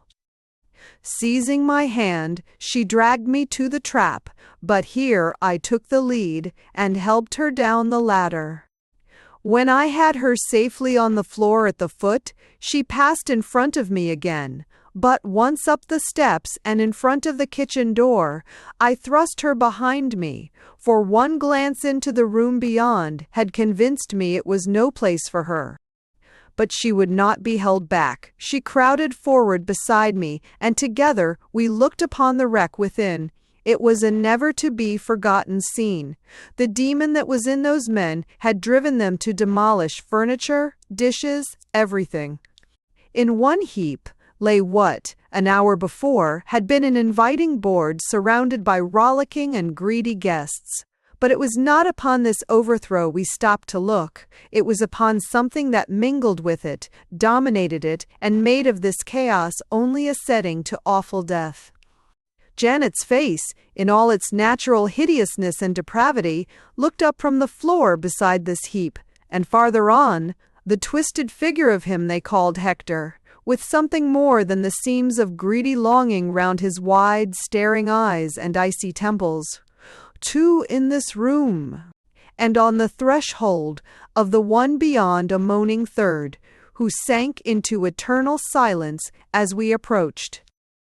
and before the fireplace in the great room a horrible crescent that had once been aged Luke, upon whom we had no sooner turned our backs than we caught glimpses here and there of other prostrate forms, which moved once under our eyes and then moved no more.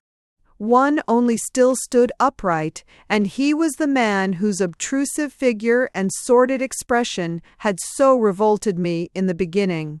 There was no color now in his flabby and heavily fallen cheeks.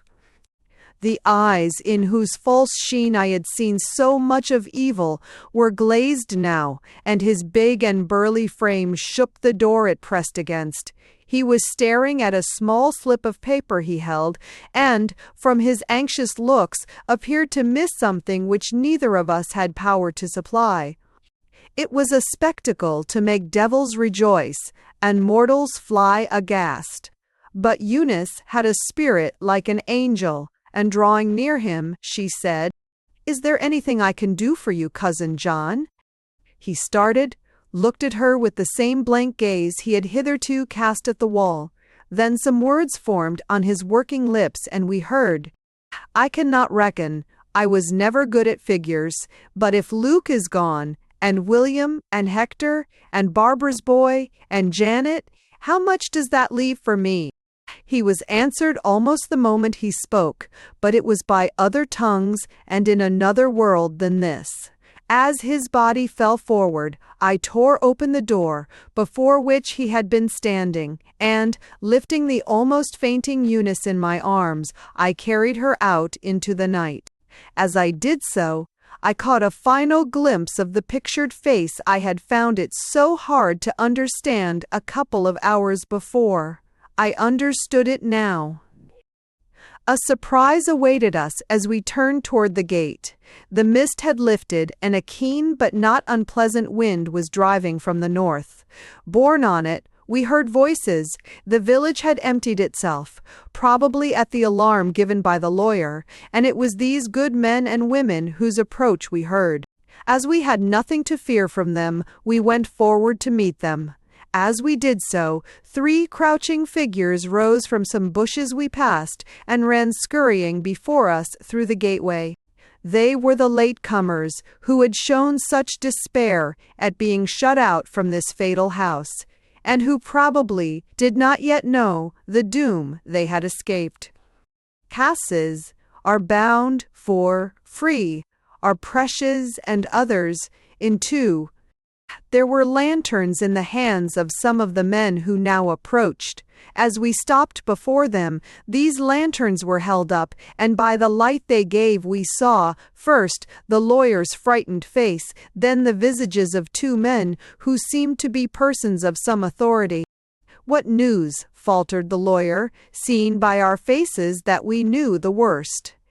"Bad," I returned. "The poison had lost none of its virulence by being mixed so long with the wine." "How many?" asked the man on his right anxiously. 8, was my solemn reply. "There were but 8, faltered the lawyer. "That means, then, all?" "All," I repeated. A murmur of horror rose, swelled, then died out in tumult as the crowd swept on past us. For a moment we stood watching these people, saw them pause before the door we had left open behind us, then rush in, leaving a wail of terror on the shuddering midnight air. When all was quiet again, Eunice laid her hand upon my arm. "Where shall we go?" she asked despairingly. "I do not know a house that will open to me." The answer to her question came from other lips than mine. "I do not know one that will not," spoke up a voice behind our backs. "Your withdrawal from the circle of heirs did not take from you your rightful claim to an inheritance which, according to your uncle's will, could be forfeited only by a failure to arrive at the place of distribution within the hour set by the testator. As I see the matter now, this appeal to the honesty of the person so collected was a test by which my unhappy client strove to save from the general fate such members of his miserable family as fully recognized their sin and were truly repentant. It was Lawyer Smead. He had lingered behind the others to tell her this. She was, then, no outcast, but rich, very rich. How rich I dared not acknowledge to myself, lest a remembrance of the man who was the last to perish in that house of death should return to make this calculation hateful. It was a blow which struck deeper than any either of us had sustained that night. As we came to realize it, I stepped slowly back, leaving her standing erect and tall in the middle of the roadway, with her baby in her arms. But not for long. Soon she was close at my side, murmuring softly, "Two wayfarers still. Only, the road will be more difficult and the need of companionship greater. Shall we fare on together, you, I, and the little one?" The ruby and the cauldron.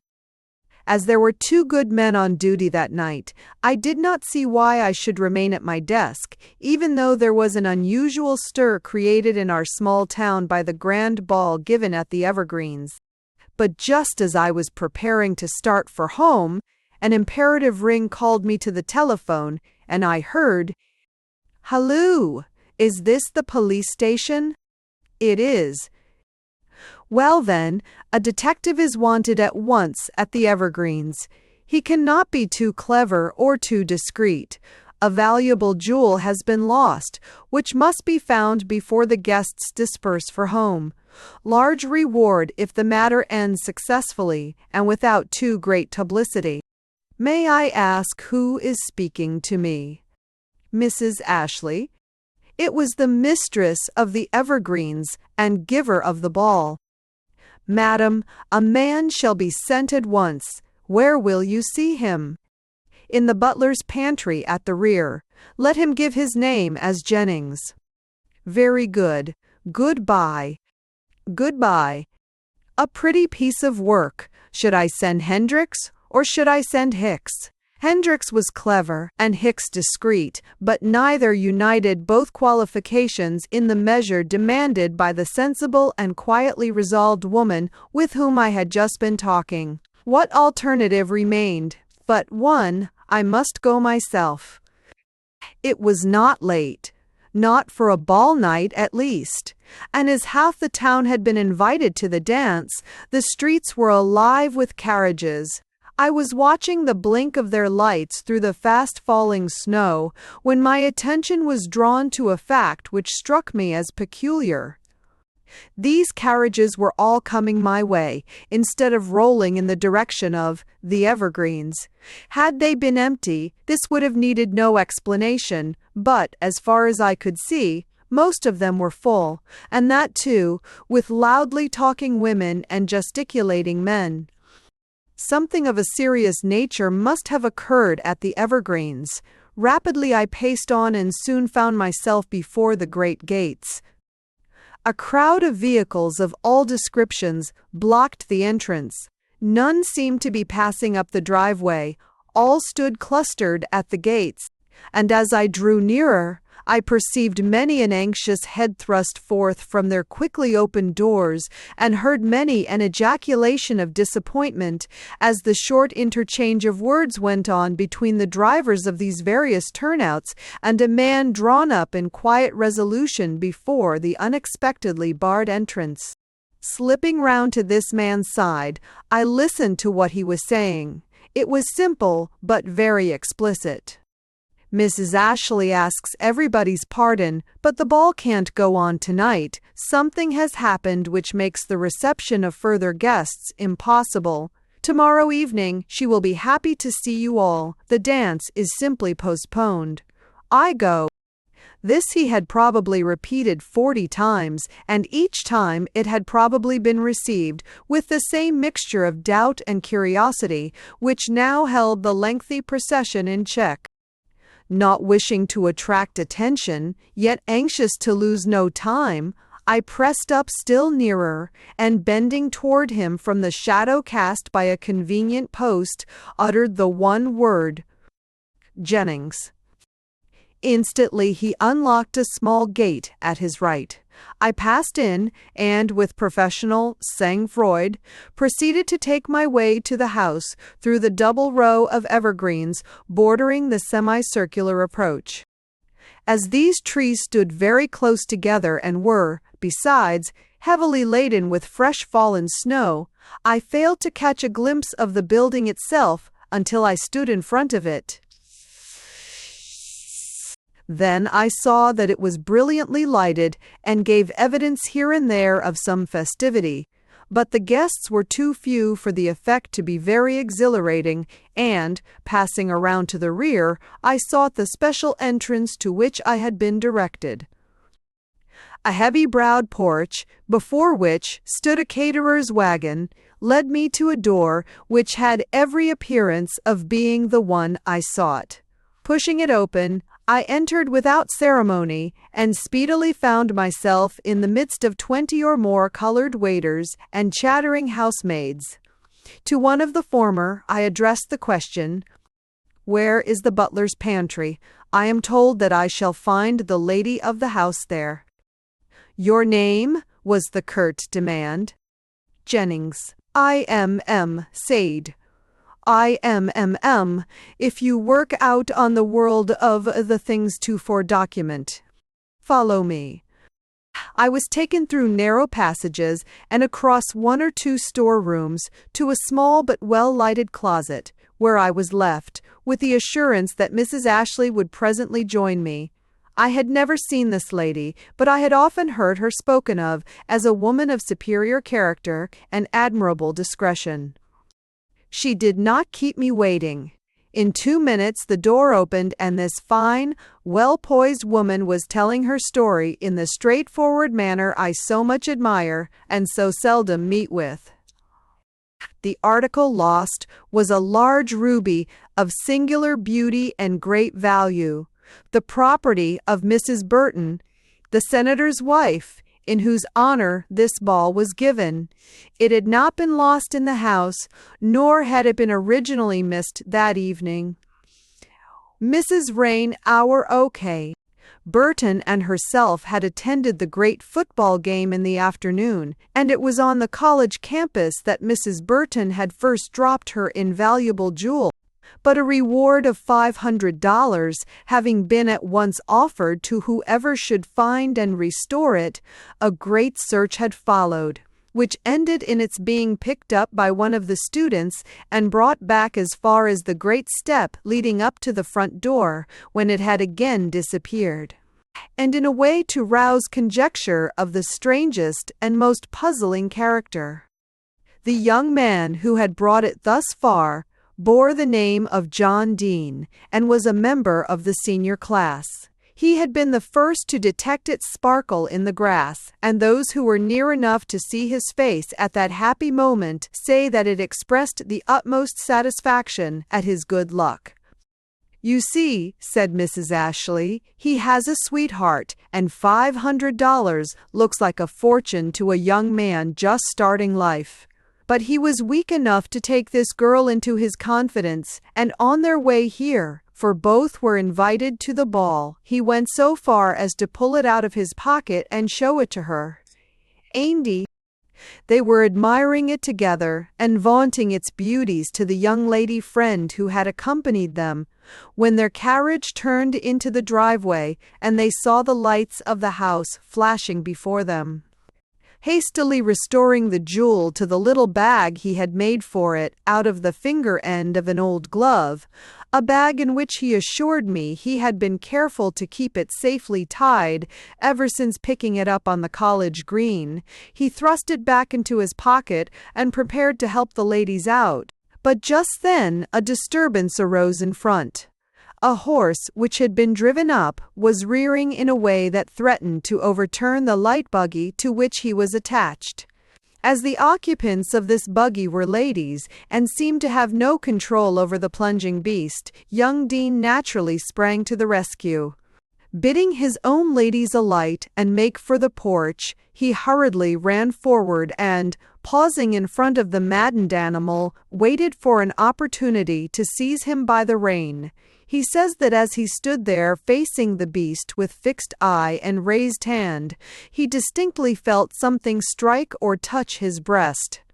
But the sensation conveyed no meaning to him in his excitement, and he did not think of it again till, the horse well in hand, and the two alarmed occupants of the buggy rescued, he turned to see where his own ladies were, and beheld them looking down at him from the midst of a circle of young people, Owyast and the vaulting. Drawn from the house by the screaming of the women, instantly a thought of the treasure he carried recurred to his mind, and dropping the rein of the now quieted horse, he put his hand to his pocket. The jewel was gone. He declares that for a moment he felt as if he had been struck on the head by one of the hooves of the frantic horse he had just handled. But immediately the importance of his loss and the necessity he felt for instant action restored him to himself, and shouting aloud, "I have dropped Mrs. Burton's ruby," begged everyone to stand still while he made a search for it. This all occurred, as you must know, more than an hour and a half ago, consequently before many of my guests had arrived. My son, who was one of the few spectators gathered on the porch, tells me that there was only one other carriage behind the one in which Mr. Dean had brought his ladies. Both of these had stopped short of the stepping stone, and as the horse and buggy which had made all this trouble had by this time been driven to the stable, nothing stood in the way of his search but the rapidly accumulating snow, which, if you remember, was falling very thick and fast at the time. My son, who had rushed in for his overcoat, came running down with offers to help him. So did some others. But, with an imploring gesture, he begged to be allowed to conduct the search alone, the ground being in such a state that the delicately mounted jewel ran great risk of being trodden into the snow, and thus injured or lost. They humored him for a moment. Then, seeing that his efforts bade fair to be fruitless, my son insisted upon joining him, and the two looked the ground over, inch by inch, from the place where Mr. Crown Dean had set foot to ground, in alighting from his carriage to the exact spot where he had stood when he had finally seized hold of the horse, but no ruby. Then Harrison, that is my son's name, sent for a broom and went over the place again, sweeping aside the surface snow and examining carefully the ground beneath, but with no better results than before. No ruby could be found. My son came to me panting. Mrs. Burton and myself stood awaiting him in a state of suspense. Guests and fête were alike forgotten. We had heard that the jewel had been found on the campus by one of the students and had been brought back as far as the step in front and then lost again in some unaccountable manner in the snow, and we hoped, nay expected from moment to moment, that it would be brought in. When Harrison entered then, pale, dishevelled, and shaking his head, Mrs. Burton caught me by the hand, and I thought she would faint. For this jewel is of far greater value to her than its mere worth in money, though that is by no means small. It is a family jewel, and was given to her by her husband under special circumstances. He prizes it even more than she does, and he is not here to counsel or assist her in this extremity. Besides, she was wearing it in direct opposition to his expressed wishes. This I must tell you, to show how imperative it is for us to recover it, also to account for the large reward she is willing to pay. When he last looked at it, he noticed that the fastening was a trifle slack, and, though he handed the trinket back, he told her distinctly that she was not to wear it till it had been either to Tiffany's or Starr's. But she considered it safe enough, and put it on to please the boys, and lost it. Senator Burton is a hard man and, in short, the jewel must be found. I give you just 1 hour in which to do it. But, madam, I protested. I know, she put in, with a quick nod and a glance over her shoulder to see if the door was shut. I have not finished my story. Hearing what Harrison had to say, I took action at once. I bade him call in the guests, whom curiosity or interest still detained on the porch, and seat them in a certain room which I designated to him. Then, after telling him to send 2 men to the gates with orders to hold back all further carriages from entering, and 2 others to shovel up and cart away to the stable every particle of snow for 10 feet each side of the front step, I asked to see Mr. Dean. But here my son whispered something into my ear, which it is my duty to repeat. It was to the effect that Mr. Dean believed that the jewel had been taken from him, that he insisted, in fact, that he had felt a hand touch his breast while he stood awaiting an opportunity to seize the horse. "Very good," said I. "We'll remember that too. But first see that my orders are carried out and that all approaches to the grounds are guarded and no one allowed to come in or go out without permission from me." He left us, and I was turning to encourage Mrs. Burton when my attention was caught by the eager face of a little friend of mine who, quite unknown to me, was sitting in one of the corners of the room. She was studying my countenance in a sort of subdued anxiety, hardly natural in one so young, and I was about to call her to my side and question her when she made a sudden dive and vanished from the room. Some impulse made me follow her. She is a conscientious little thing, but timid as a hare, and though I saw she had something to say, it was with difficulty I could make her speak. Only after the most solemn assurances that her name should not be mentioned in the matter would she give me the following bit of information, which you may possibly think throws another light upon the affair. It seems that she was looking out of one of the front windows when Mr. Dean's carriage drove up. She had been watching the antics of the horse attached to the buggy, but as soon as she saw Mr. Dean going to the assistance of those in danger, she let her eyes stray back to the ladies whom he had left behind him in the carriage. She did not know these ladies, but their looks and gestures interested her, and she watched them quite intently as they leaped to the ground and made their way toward the porch. One went on quickly, and without pause, to the step, but the other, the one who came last, did not do this. She stopped a moment, perhaps to watch the horse in front, perhaps to draw her cloak more closely about her, and when she again moved on, it was with a start and a hurried glance at her feet, terminating in a quick turn and a sudden stooping to the ground. When she again stood upright, she had something in her hand, which she thrust furtively into her breast. "How was this lady dressed?" I inquired. "In a white cloak, with an edging of fur. I took pains to learn that too, and it was with some curiosity, I assure you, that I examined the few guests who had now been admitted to the room I had so carefully pointed out to my son.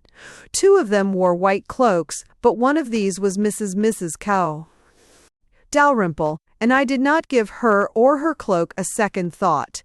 The other was a tall, fine-looking girl, with an air and bearing calculated to rouse admiration if she had not shown so very plainly that she was in a state of inner perturbation.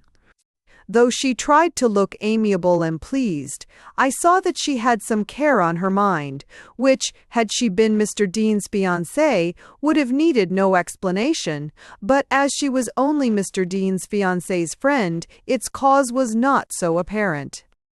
The floor of the room, as I had happily remembered, was covered with crash, and as I lifted each garment off, I allowed no maid to assist me in this. I shook it well, ostensibly because of the few flakes clinging to it, really to see if anything could be shaken out of it. Of course, I met with no success. I had not expected to, but it is my disposition to be thorough.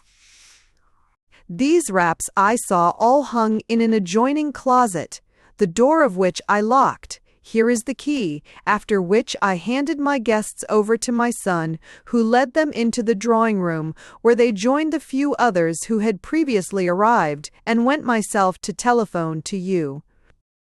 I bowed, and asked where the young people were now. "Still in the drawing room.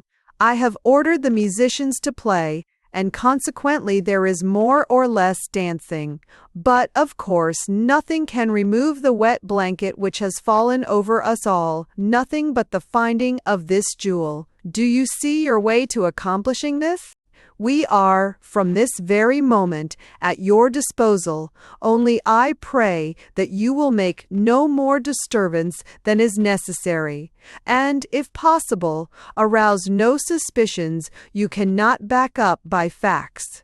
I dread a scandal almost as much as I do sickness and death, and these young people, well, their lives are all before them, and neither Mrs. Burton nor myself would wish to throw the shadow of a false suspicion over the least of them."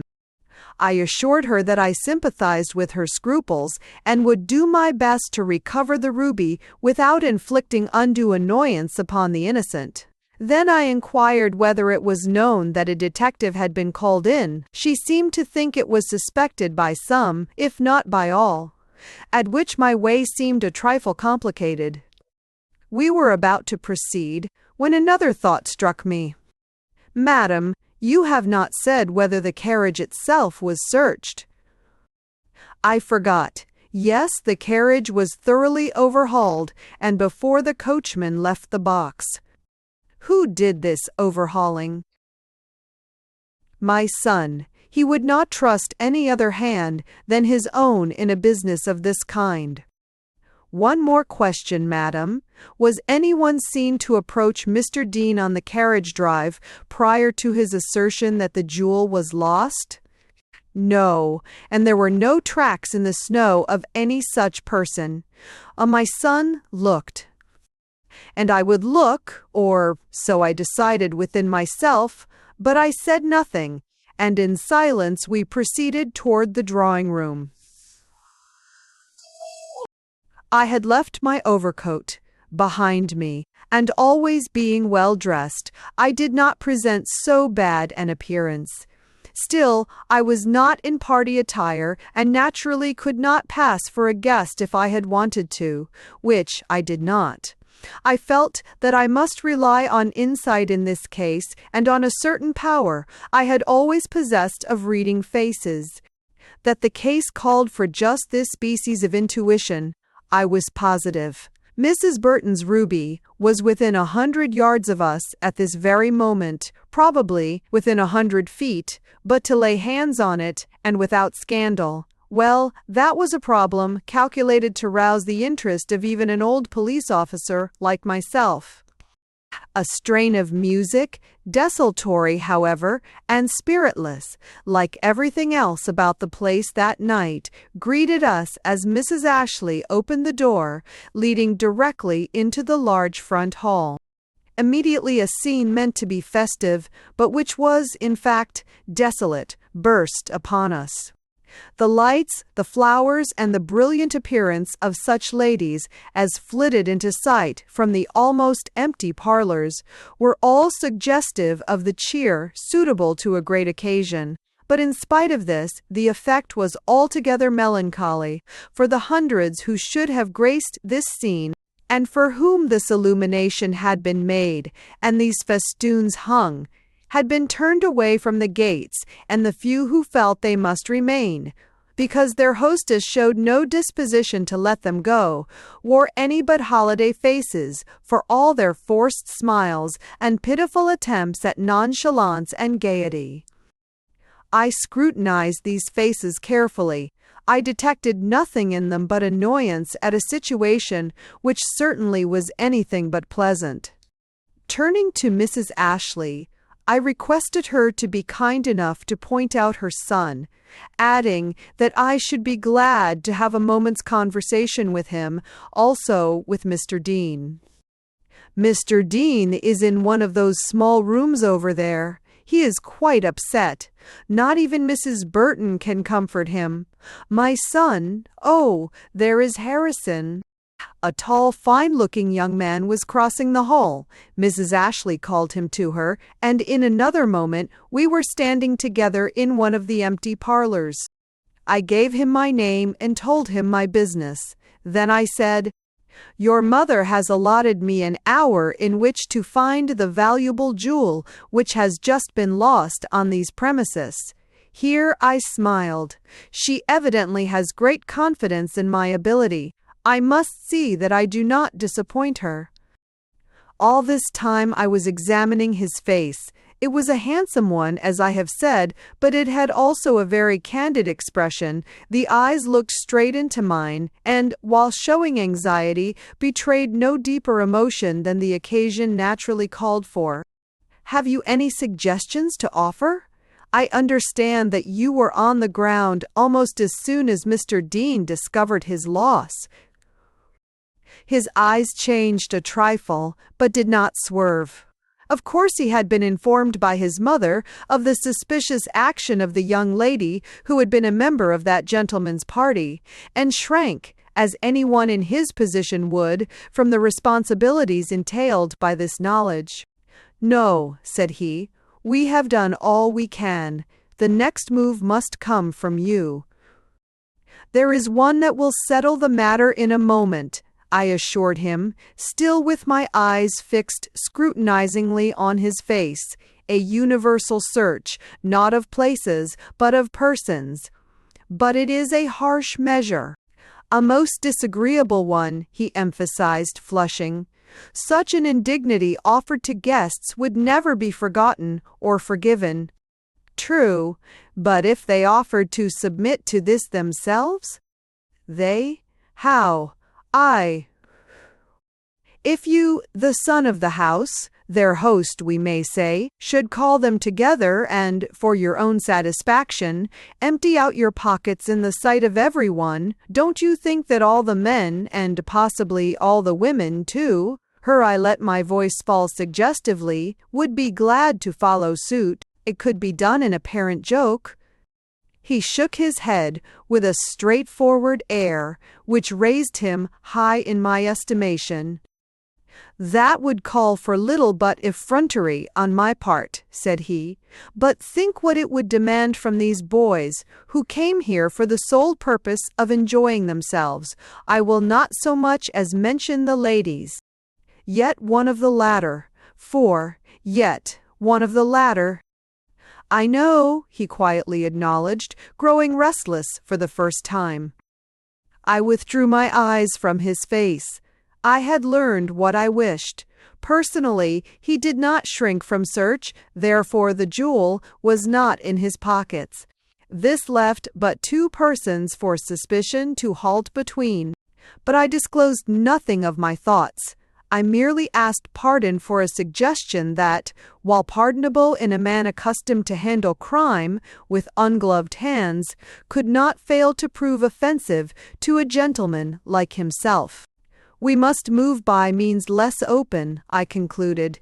"It adds to our difficulties, but that cannot be helped. I should now like a glimpse of Mr. Dean." "Do you not wish to speak to him?" "I should prefer a sight of his face first." He led me across the hall and pointed through an open door. In the center of a small room containing a table and some chairs, I perceived a young man sitting, with fallen head and dejected air, staring at vacancy. By his side, with hand laid on his, knelt a young girl, striving in this gentle but speechless way to comfort him. It made a pathetic picture. I drew Ashley away. "I am disposed to believe in that young man," said I. "If he still has the jewel, he would not try to carry off the situation in just this way. He really looks broken-hearted." "Oh, he is dreadfully cut up. If you could have seen how frantically he searched for the stone, and the depression into which he fell when he realized that it was not to be found, you would not doubt him for an instant. What made you think he might still have the ruby?" "Oh, we police officers think of everything. Then the fact that he insists that something or someone touched his breast on the driveway strikes me as a trifle suspicious. Your mother says that no second person could have been there, or the snow would have given evidence of it. Yes, I looked expressly. Of course, the drive itself was full of hoof marks and wheel tracks, for several carriages had already passed over it. Then there were all of Dean's footsteps, but no other man's as far as I could see. Yet he insists that he was touched or struck. Yes, however, with no one there to touch or strike him. Mr. Ashley was silent. "Let us step out and take a view of the place," I suggested. I should prefer doing this to questioning the young man in his present state of mind. Then, as we turned to put on our coats, I asked with suitable precaution, "Do you suppose that he has the same secret suspicions as ourselves, and that it is to hide these he insists upon the jewels having been taken away from him at a point the ladies are known not to have approached?" Young Ashley bent somewhat startled eyes on mine. Nothing has been said to him of what Miss Peters saw Miss Glover do. I could not bring myself to mention it. I have not even allowed myself to believe. Here a fierce gust, blowing in from the door he had just opened, cut short his words, and neither of us spoke again, till we stood on the exact spot in the driveway where the episode we were endeavoring to understand had taken place. "Oh," I cried as soon as I could look about me, "the mystery is explained. Look at that bush, or perhaps you call it a shrub. If the wind were blowing as freshly as it is now, and very probably it was, one of those slender branches might easily be switched against his breast, especially if he stood, as you say he did, close against this border."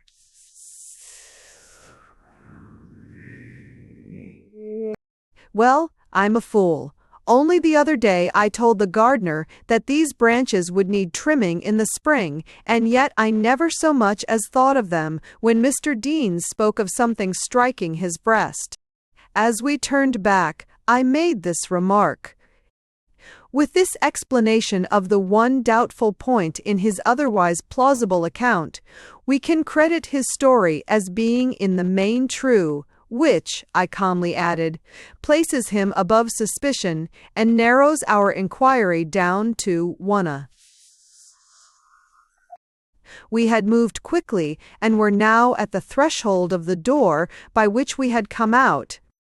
"Mr. Ashley," I continued, "I shall have to ask you to add to your former favors that of showing me the young lady in whom, from this moment on, we are especially interested. If you can manage to let me see her first, without her seeing me, I shall be infinitely obliged to you." "I do not know where she is. I shall have to search for her. I will wait by the hall door." In a few minutes he returned to me. "Come," said he, and led me into what I judged to be the library.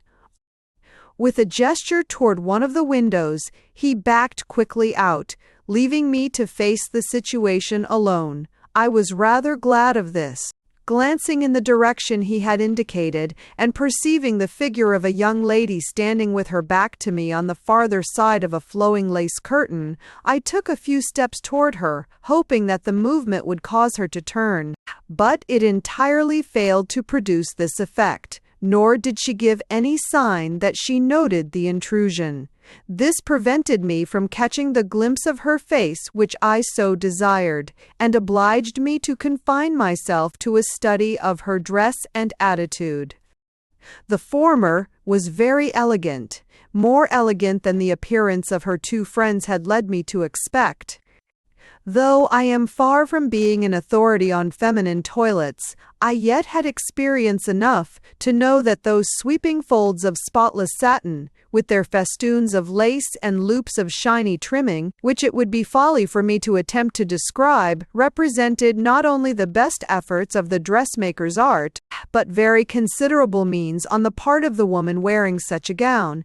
This was a discovery which altered the complexion of my thoughts for a moment, for I had presupposed her a girl of humble means, willing to sacrifice certain scruples to obtain a little extra money. This imposing figure might be that of a millionaire's daughter. How then could I associate her, even in my own mind, with theft? I decided that I must see her face before giving answer to these doubts. She did not seem inclined to turn. She had raised the shade from before the wintry panes and was engaged in looking out. Her attitude was not that of one simply enjoying a moment's respite from the dance. It was rather that of an absorbed mind brooding upon what gave little or no pleasure. And as I further gazed and noted the droop of her lovely shoulders and the languor visible in her whole bearing, I began to regard a glimpse of her features as imperative. Moving forward, I came upon her suddenly. "Excuse me, Miss Smith," I boldly exclaimed, then paused, for she had turned instinctively, and I had seen that for which I had risked this daring move. "Your pardon," I hastily apologized. "I mistook you for another young lady," and drew back with a low bow to let her pass, for I saw that she thought only of escaping both me and the room. And I did not wonder at this, for her eyes were streaming with tears, and her face, which was doubtless a pretty one under ordinary conditions, looked so distorted with distracting emotions that she was no fit subject for any man's eye, let alone that of a hard-hearted officer of the law on the lookout for the guilty hand which had just appropriated a jewel worth anywhere from $8,000 to $10,000. Yet I was glad to see her weep, for only first offenders weep, and first offenders are amenable to influence, especially if they have been led into wrong by impulse and are weak rather than wicked. Anxious to make no blunder, I resolved, before proceeding further, to learn what I could of the character and antecedents of the suspected one, and this from the only source which offered, Mr. Dean's affianced. This young lady was a delicate girl, with a face like a flower. Recognizing her sensitive nature, I approached her with the utmost gentleness. Not seeking to disguise either the nature of my business or my reasons for being in the house, since all this gave me authority, I modulated my tone to suit her gentle spirit, and, above all, I showed the utmost sympathy for her lover, whose rights in the reward had been taken from him as certainly as the jewel had been taken from Mrs. Burton. In this way, I gained her confidence, and she was quite ready to listen when I observed, "There is a young lady here, who seems to be in a state of even greater trouble than Mr. Dean. Why is this? You brought her here. Is her sympathy with Mr. Dean so great as to cause her to weep over his loss?" "Frances? Oh, no. She likes Mr. Dean and she likes me, but not well enough to cry over our misfortunes. I think she has some trouble of her own." "One that you can tell me?" Her surprise was manifest. "Why do you ask that? What interest have you called in, as I understand, to recover a stolen jewel in Francis Glover's personal difficulties?" I saw that I must make my position perfectly plain. "Only this. She was seen to pick up something from the driveway, where no one else had succeeded in finding anything." "She? When? Who saw her?" "I cannot answer all these questions at once," I smiled. "She was seen to do this, no matter by whom, during your passage from the carriage to the stoop. As you preceded her, you naturally did not observe this action, which was fortunate perhaps, as you would scarcely have known what to do or say about it." "Yes, I should," she retorted, with a most unexpected display of spirit.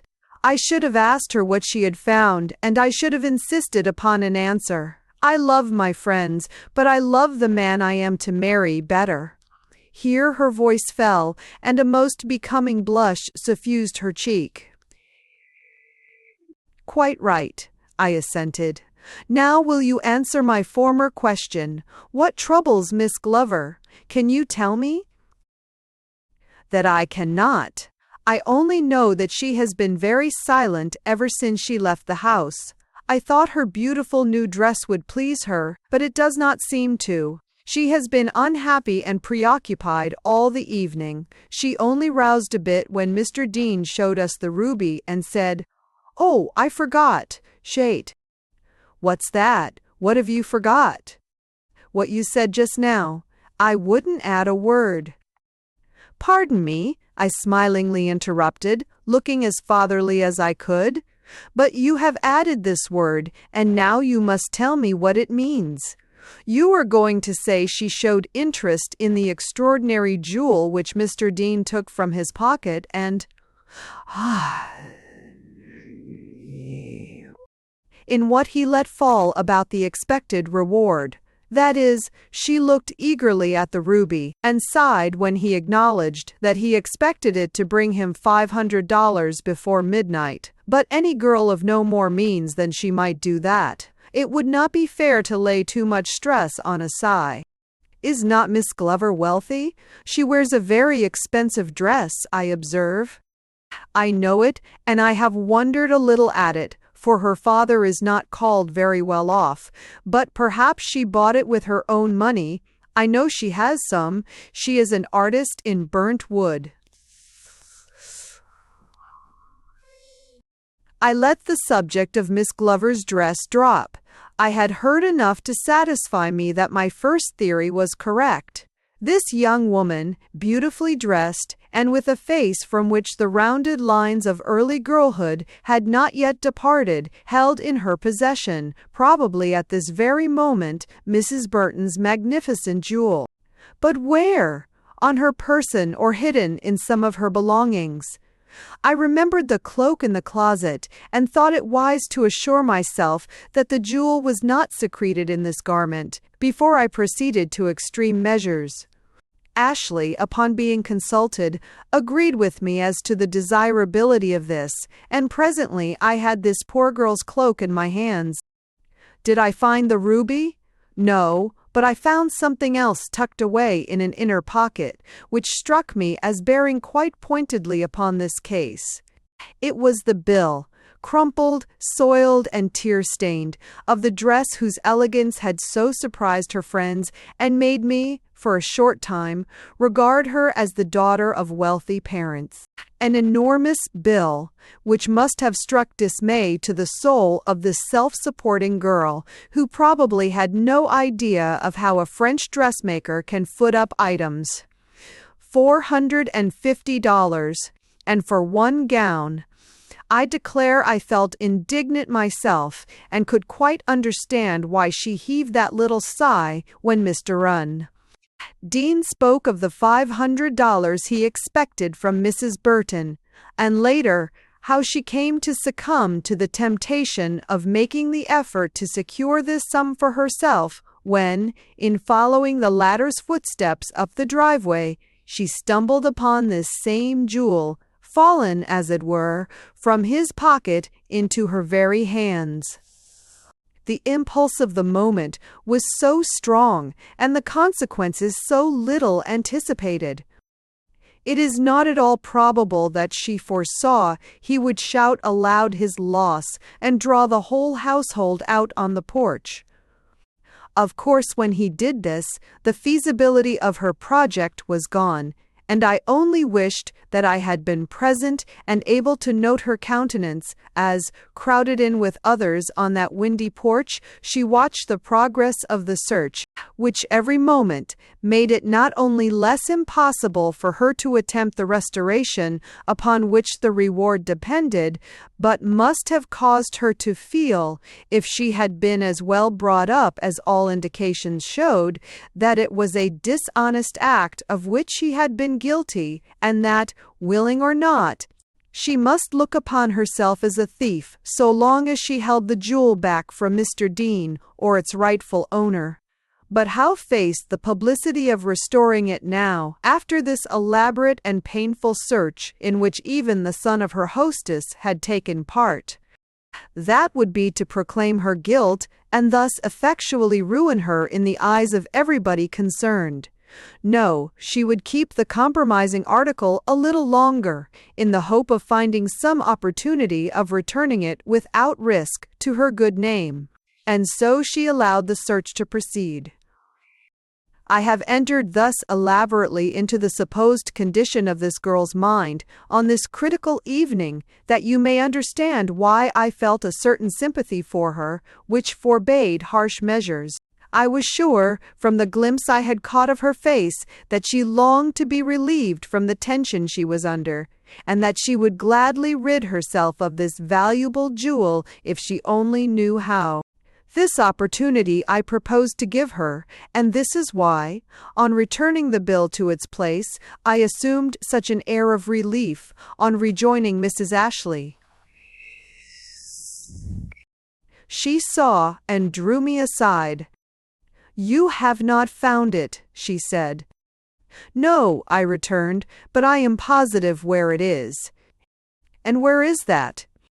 "Over Miss Glover's uneasy heart." Mrs. Ashley turned pale. "Wait," said I have a scheme for getting it hence without making her shame public. "Listen," and I whispered a few words in her ear. She surveyed me in amazement for a moment, then nodded, and her face lighted up. "You are certainly earning your reward," she declared, and summoning her son, who was never far away from her side, she whispered her wishes. He started, bowed, and hurried from the room. By this time my business in the house was well known to all, and I could not appear in hall or parlor without a great silence falling upon every one present, followed by a breaking up of the only too small circle of unhappy guests into agitated groups. But I appeared to see nothing of all this till the proper moment, when, turning suddenly upon them all, I cried out cheerfully, but with a certain deference I thought would please them, "Ladies and gentlemen, I have an interesting fact to announce. The snow, which was taken up from the driveway, has been put to melt in the great feed cauldron over the stable fire. We expect to find the ruby at the bottom, and Mrs. Ashley invites you to be present at its recovery. It has now stopped snowing, and she thought you might enjoy the excitement of watching the water ladled out." A dozen girls bounded forward. "Oh yes, what fun! Where are our cloaks, our rubbers?" Two only stood hesitating. One of these was Mr. Dean's lady love, and the other her friend, Miss Glover. The former, perhaps, secretly wondered, the latter. But I dared not look long enough or closely enough in her direction to judge just what her emotions were. Presently these two stepped forward into the excited circle of young people, and were met by the two maids who were bringing in their wraps. Amid the bustle which now ensued, I caught sight of Mr. Dean's face peering from an open doorway. It was all alive with hope. I also perceived a lady looking down from the second story, who, I felt sure, was Mrs. Burton herself. Evidently my confident tone had produced more effect than the words themselves. Everyone looked upon the jewel as already recovered, and regarded my invitation to the stable as a ruse by which I hoped to restore universal good feeling by giving them all a share in my triumph. All but one. Nothing could make Miss Glover look otherwise than anxious, restless, and unsettled, and though she followed in the wake of the rest, it was with hidden face and lagging step, as if she recognized the whole thing as a farce and doubted her own power to go through it calmly. "Aha, my lady," thought I, "only be patient, and you will see what I shall do for you." And indeed I thought her eye brightened as we all drew up around the huge cauldron standing full of water over the stable stove.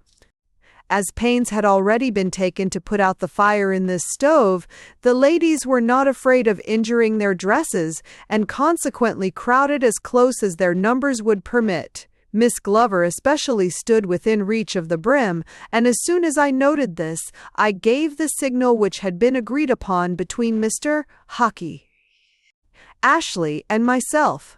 Instantly the electric lights went out, leaving the place in total darkness. A scream from the girls, a burst of hilarious laughter from their escorts, mingled with loud apologies from their seemingly mischievous host, filled up the interval of darkness which I had insisted should not be too soon curtailed. Then the lights glowed as suddenly as they had gone out, and while the glare was fresh on every face, I stole a glance at Miss Glover, to see if she had made good use of the opportunity just accorded for ridding herself of the jewel by dropping it into the cauldron. If she had, both her troubles and mine were at an end. If she had not, then I need feel no further scruple in approaching her with the direct question I had hitherto found it so difficult to put. She stood with both hands grasping her cloak, which she had drawn tightly about the rich folds of her new and expensive dress, but her eyes were fixed straight before her, with a soft light in their depths, which made her positively beautiful. The jewel is in the pot, I inwardly decided, and ordered the 2 waiting stablemen to step forward with their ladles. Quickly those ladles went in, but before they could be lifted out, dripping, half the ladies had scurried back, afraid of injury to their pretty dresses. But they soon sidled forward again and watched with beaming eyes the slow but sure emptying of the great cauldron at whose bottom they anticipated finding the lost jewel. As the ladles were plunged deeper and deeper, the heads drew closer, and so great was the interest shown that the busiest lips forgot to chatter, and eyes, whose only business up till now had been to follow with shy curiosity every motion made by their handsome young host, now settled on the murky depths of the great pot whose bottom was almost in sight. As I heard the ladle strike this bottom, I instinctively withdrew a step in anticipation of the loud hurrah which would naturally hail the first sight of the lost ruby. Conceive then my chagrin, my bitter and mortified disappointment, when, after one look at the broad surface of the now exposed bottom, the one shout which rose was, "Nothing, I say! I first a bus with but just a or youver an 11." I was so thoroughly put out that I did not wait to hear the loud complaints which burst from every lip. Drawing Mr. Ashley aside, who, by the way, seemed as much affected as myself by the turn affairs had taken, I remarked to him that there was only one course left open to us. "And what is that?" "To ask Miss Glover to show me what she picked up from your driveway. And if she refuses, to take her quietly with me to the station, where we have women who can make sure that the ruby is not on her person." Mr. Ashley made an involuntary gesture of strong repugnance. "Let us pray that it will not come to that," he objected hoarsely. "Such a fine figure of a girl! Did you notice how bright and happy she looked when the light sprang up? I declare she struck me as lovely." "So she did me, and caused me to draw some erroneous conclusions. I shall have to ask you to procure me an interview with her as soon as we return to the house. She shall meet you in the library." But when, a few minutes later, she joined me in the room just designated and I had full opportunity for reading her countenance, I own that my task became suddenly hateful to me. She was not far from my own daughter's age, and, had it not been for her furtive look of care, appeared almost as blooming and bright. Would it ever come to pass that a harsh man of the law would feel it his duty to speak to my Flora, as I must now speak to the young girl before me? The thought made me inwardly recoil, and it was in as gentle a manner as possible that I made my bow, and began with the following remark: "Who? I hope you will pardon me, Miss Glover. I am told that is your name. I hate to disturb your pleasure." This with the tears of alarm and grief rising in her eyes, "but you can tell me something which will greatly simplify my task, and possibly put matters in such shape that you and your friends can be released to your homes."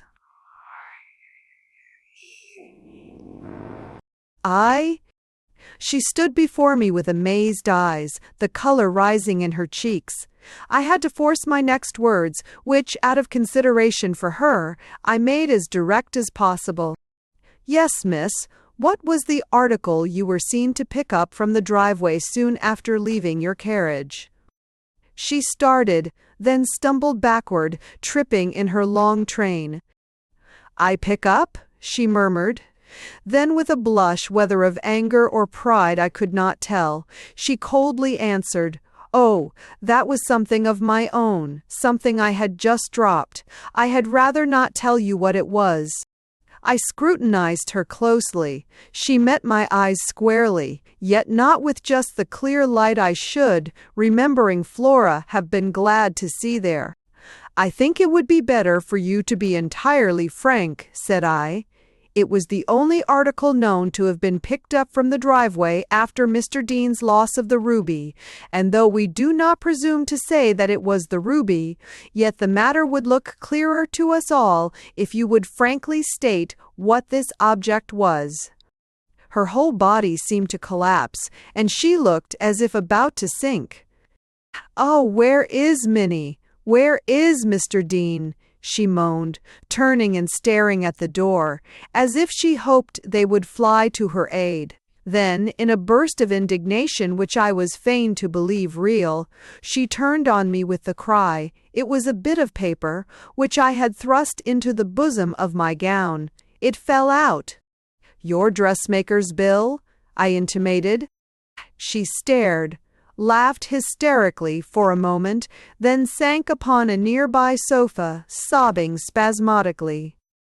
"Yes," she cried after a moment, "my dressmaker's bill. You seem to know all my affairs." Then suddenly, and with a startling impetuosity which drew her to her feet, "Are you going to tell everybody that? Are you going to state publicly that Miss Glover brought an unpaid bill to the party, and that because Mr. Dean was unfortunate enough or careless enough to drop and lose the jewel he was bringing to Mrs. Burton, she is to be looked upon as a thief, because she stooped to pick up this bill which had slipped inadvertently from its hiding place? I shall die if you do," she cried. "I shall die if it is already known," she pursued, with increasing emotion. "Ah, is it? Is it?" Her passion was so great, so much greater than any likely to rise in a breast wholly innocent, that I began to feel very sober. "No one but Mrs. Ashley and possibly her son know about the bill," said I, "and no one shall, if you will go with that lady to her room and make plain to her, in the only way you can, that the extremely valuable article which has been lost tonight is not in your possession." She threw up her arms with a scream. "Oh, what a horror! I cannot! Oh, I shall die of shame! My father! My mother!" And she burst from the room like one distraught. But in another moment she came cringing back. "I cannot face them," she said. "They all believe it. They will always believe it, unless I submit. Oh, why did I ever come to this dreadful place? Why did I order this hateful dress, which I can never pay for, and which, in spite of the misery it has caused me, has failed to bring me the—" She did not continue. She had caught my eye and seen there, perhaps, some evidence of the pity I could not but experience for her. With a sudden change of tone, she advanced upon me with the appeal, "Save me from this humiliation. I have not seen the ruby. I am as ignorant of its whereabouts as Mr. Ashley himself. Won't you believe me? Won't they be satisfied if I swear?" I was really sorry for her. I began to think, too, that some dreadful mistake had been made. Her manners seemed too ingenuous for guilt. Yet where could that ruby be, if not with this young girl? Certainly, all other possibilities had been exhausted, and her story of the bill, even if accepted, would never quite exonerate her from secret suspicion while that elusive jewel remained unfound. "You give me no hope," she moaned. "I must go out before them all and ask to have it proved that I am no thief. Oh, if God would have pity! Or someone would find, halloo, what's that?"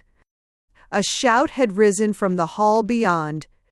She gasped, and we both plunged forward. Mr. Ashley, still in his overcoat, stood at the other end of the hall, and facing him were ranged the whole line of young people whom I had left scattered about in the various parlors. I thought he looked peculiar. Certainly his appearance differed from that of a quarter of an hour before, and when he glanced our way and saw who was standing with me in the library doorway, his voice took on a tone which made me doubt whether he was about to announce good news or bad. But his first words settled that question. "Rejoice with me," he cried. "A B3rd. The ruby has been found. Do you want to see the culprit? For there is a culprit. We have him at the door. Shall we bring him in?" "Yes, yes," cried several voices, among them that of Mr. Dean, who now strode forward with beaming eyes and instinctively lifted hand. But some of the ladies looked frightened, and Mr. Ashley, noting this, glanced for encouragement toward us. He seemed to find it in Miss Glover's eyes.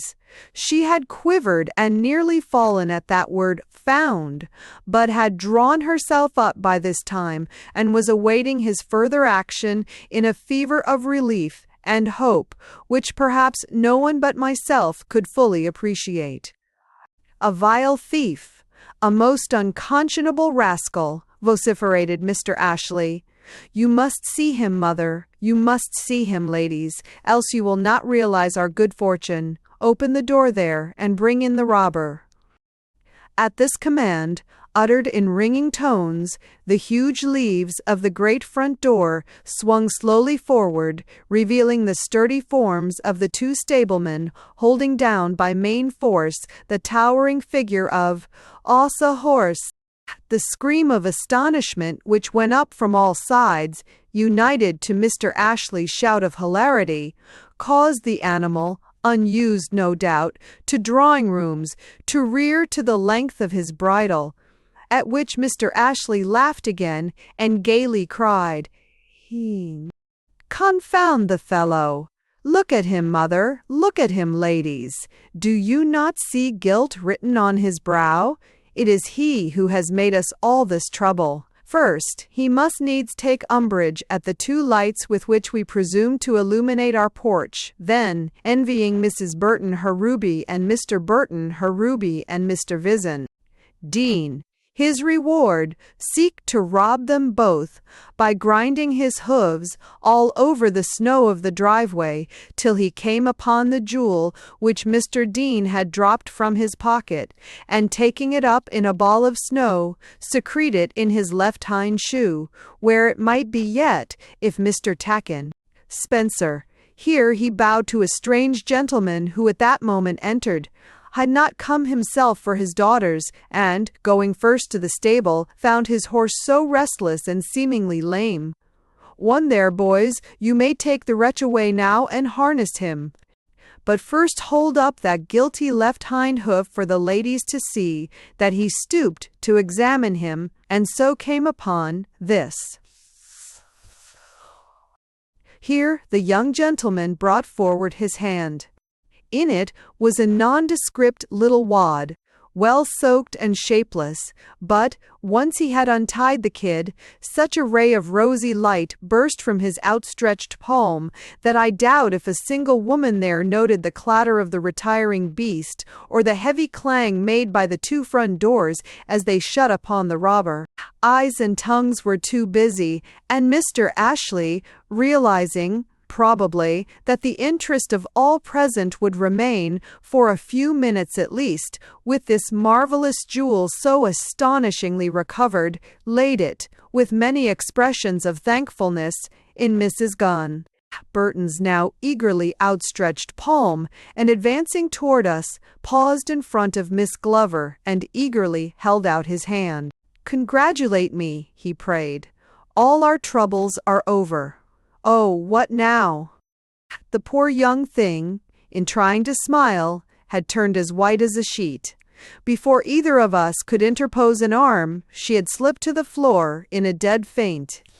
With a murmur of pity and possibly of inward contrition, he stooped over her, and together we carried her into the library, where I left her in his care, confident, from certain indications, that my presence would not be greatly missed by either of them. Whatever hope I may have had of reaping the reward offered by Mrs. Ashley was now lost, but, in the satisfaction I experienced at finding this young girl as innocent as my Flora, I did not greatly care.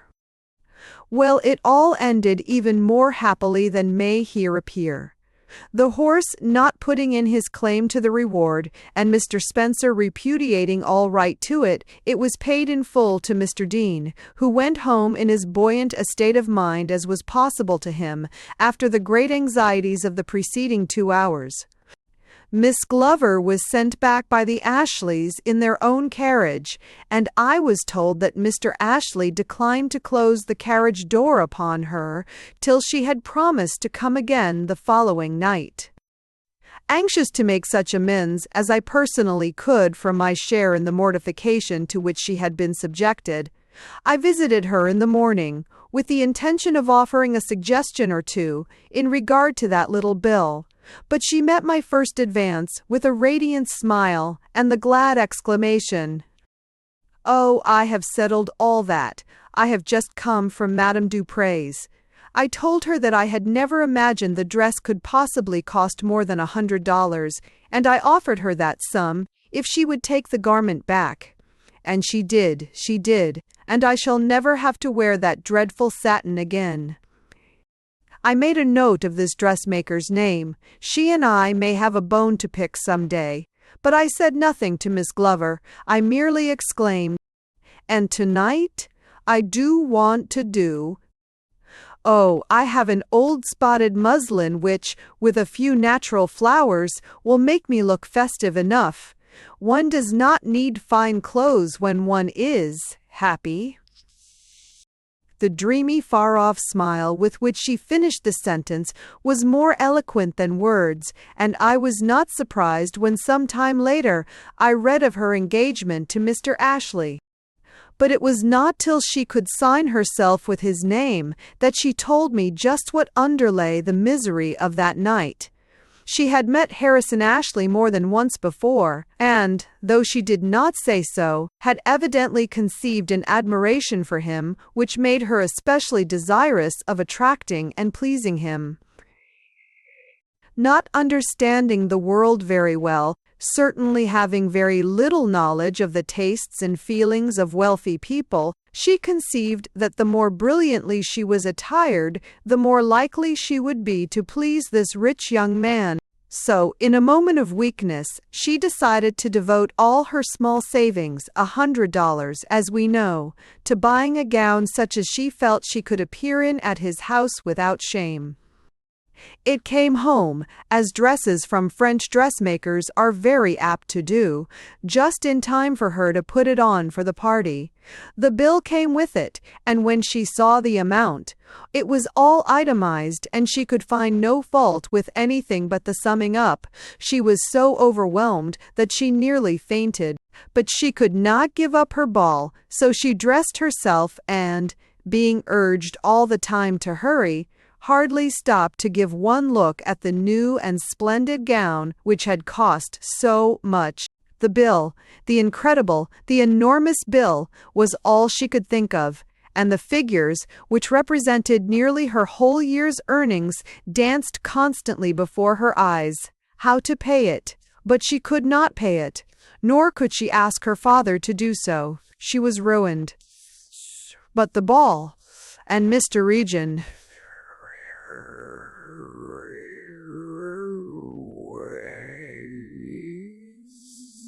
Ashley. These still awaited her, so presently she worked herself up to some anticipation of enjoyment, and, having thrown on her cloak, was turning down her light preparatory to departure, when her eye fell on the bill lying open on her dresser. It would never do to leave it there. Never do to leave it anywhere in her room. There were prying eyes in the house, and she was as ashamed of that bill as she might have been of a contemplated theft. So she tucked it in her corsage and went down to join her friends in the carriage. The rest we know, all but one small detail, which turned to gall whatever enjoyment she was able to get out of the early evening. There was a young girl present, dressed in a simple muslin gown. While looking at it, and inwardly contrasting it with her own splendor, Mr. Ashley passed by with another gentleman, and she heard him say, "How much better young girls look in simple white than in the elaborate silks only suitable for their mothers." Thoughtless words, possibly forgotten as soon as uttered, but they sharply pierced this already sufficiently stricken and uneasy breast, and were the cause of the tears which had aroused my suspicion when I came upon her in the library, standing with her face to the night. But who can say whether, if the evening had been devoid of these occurrences, and no emotions of contrition and pity had been awakened in her behalf in the breast of her chivalrous host, she would ever have become Mrs. Ashley? Thanks for listening to The House in the Mist by Katharine Green.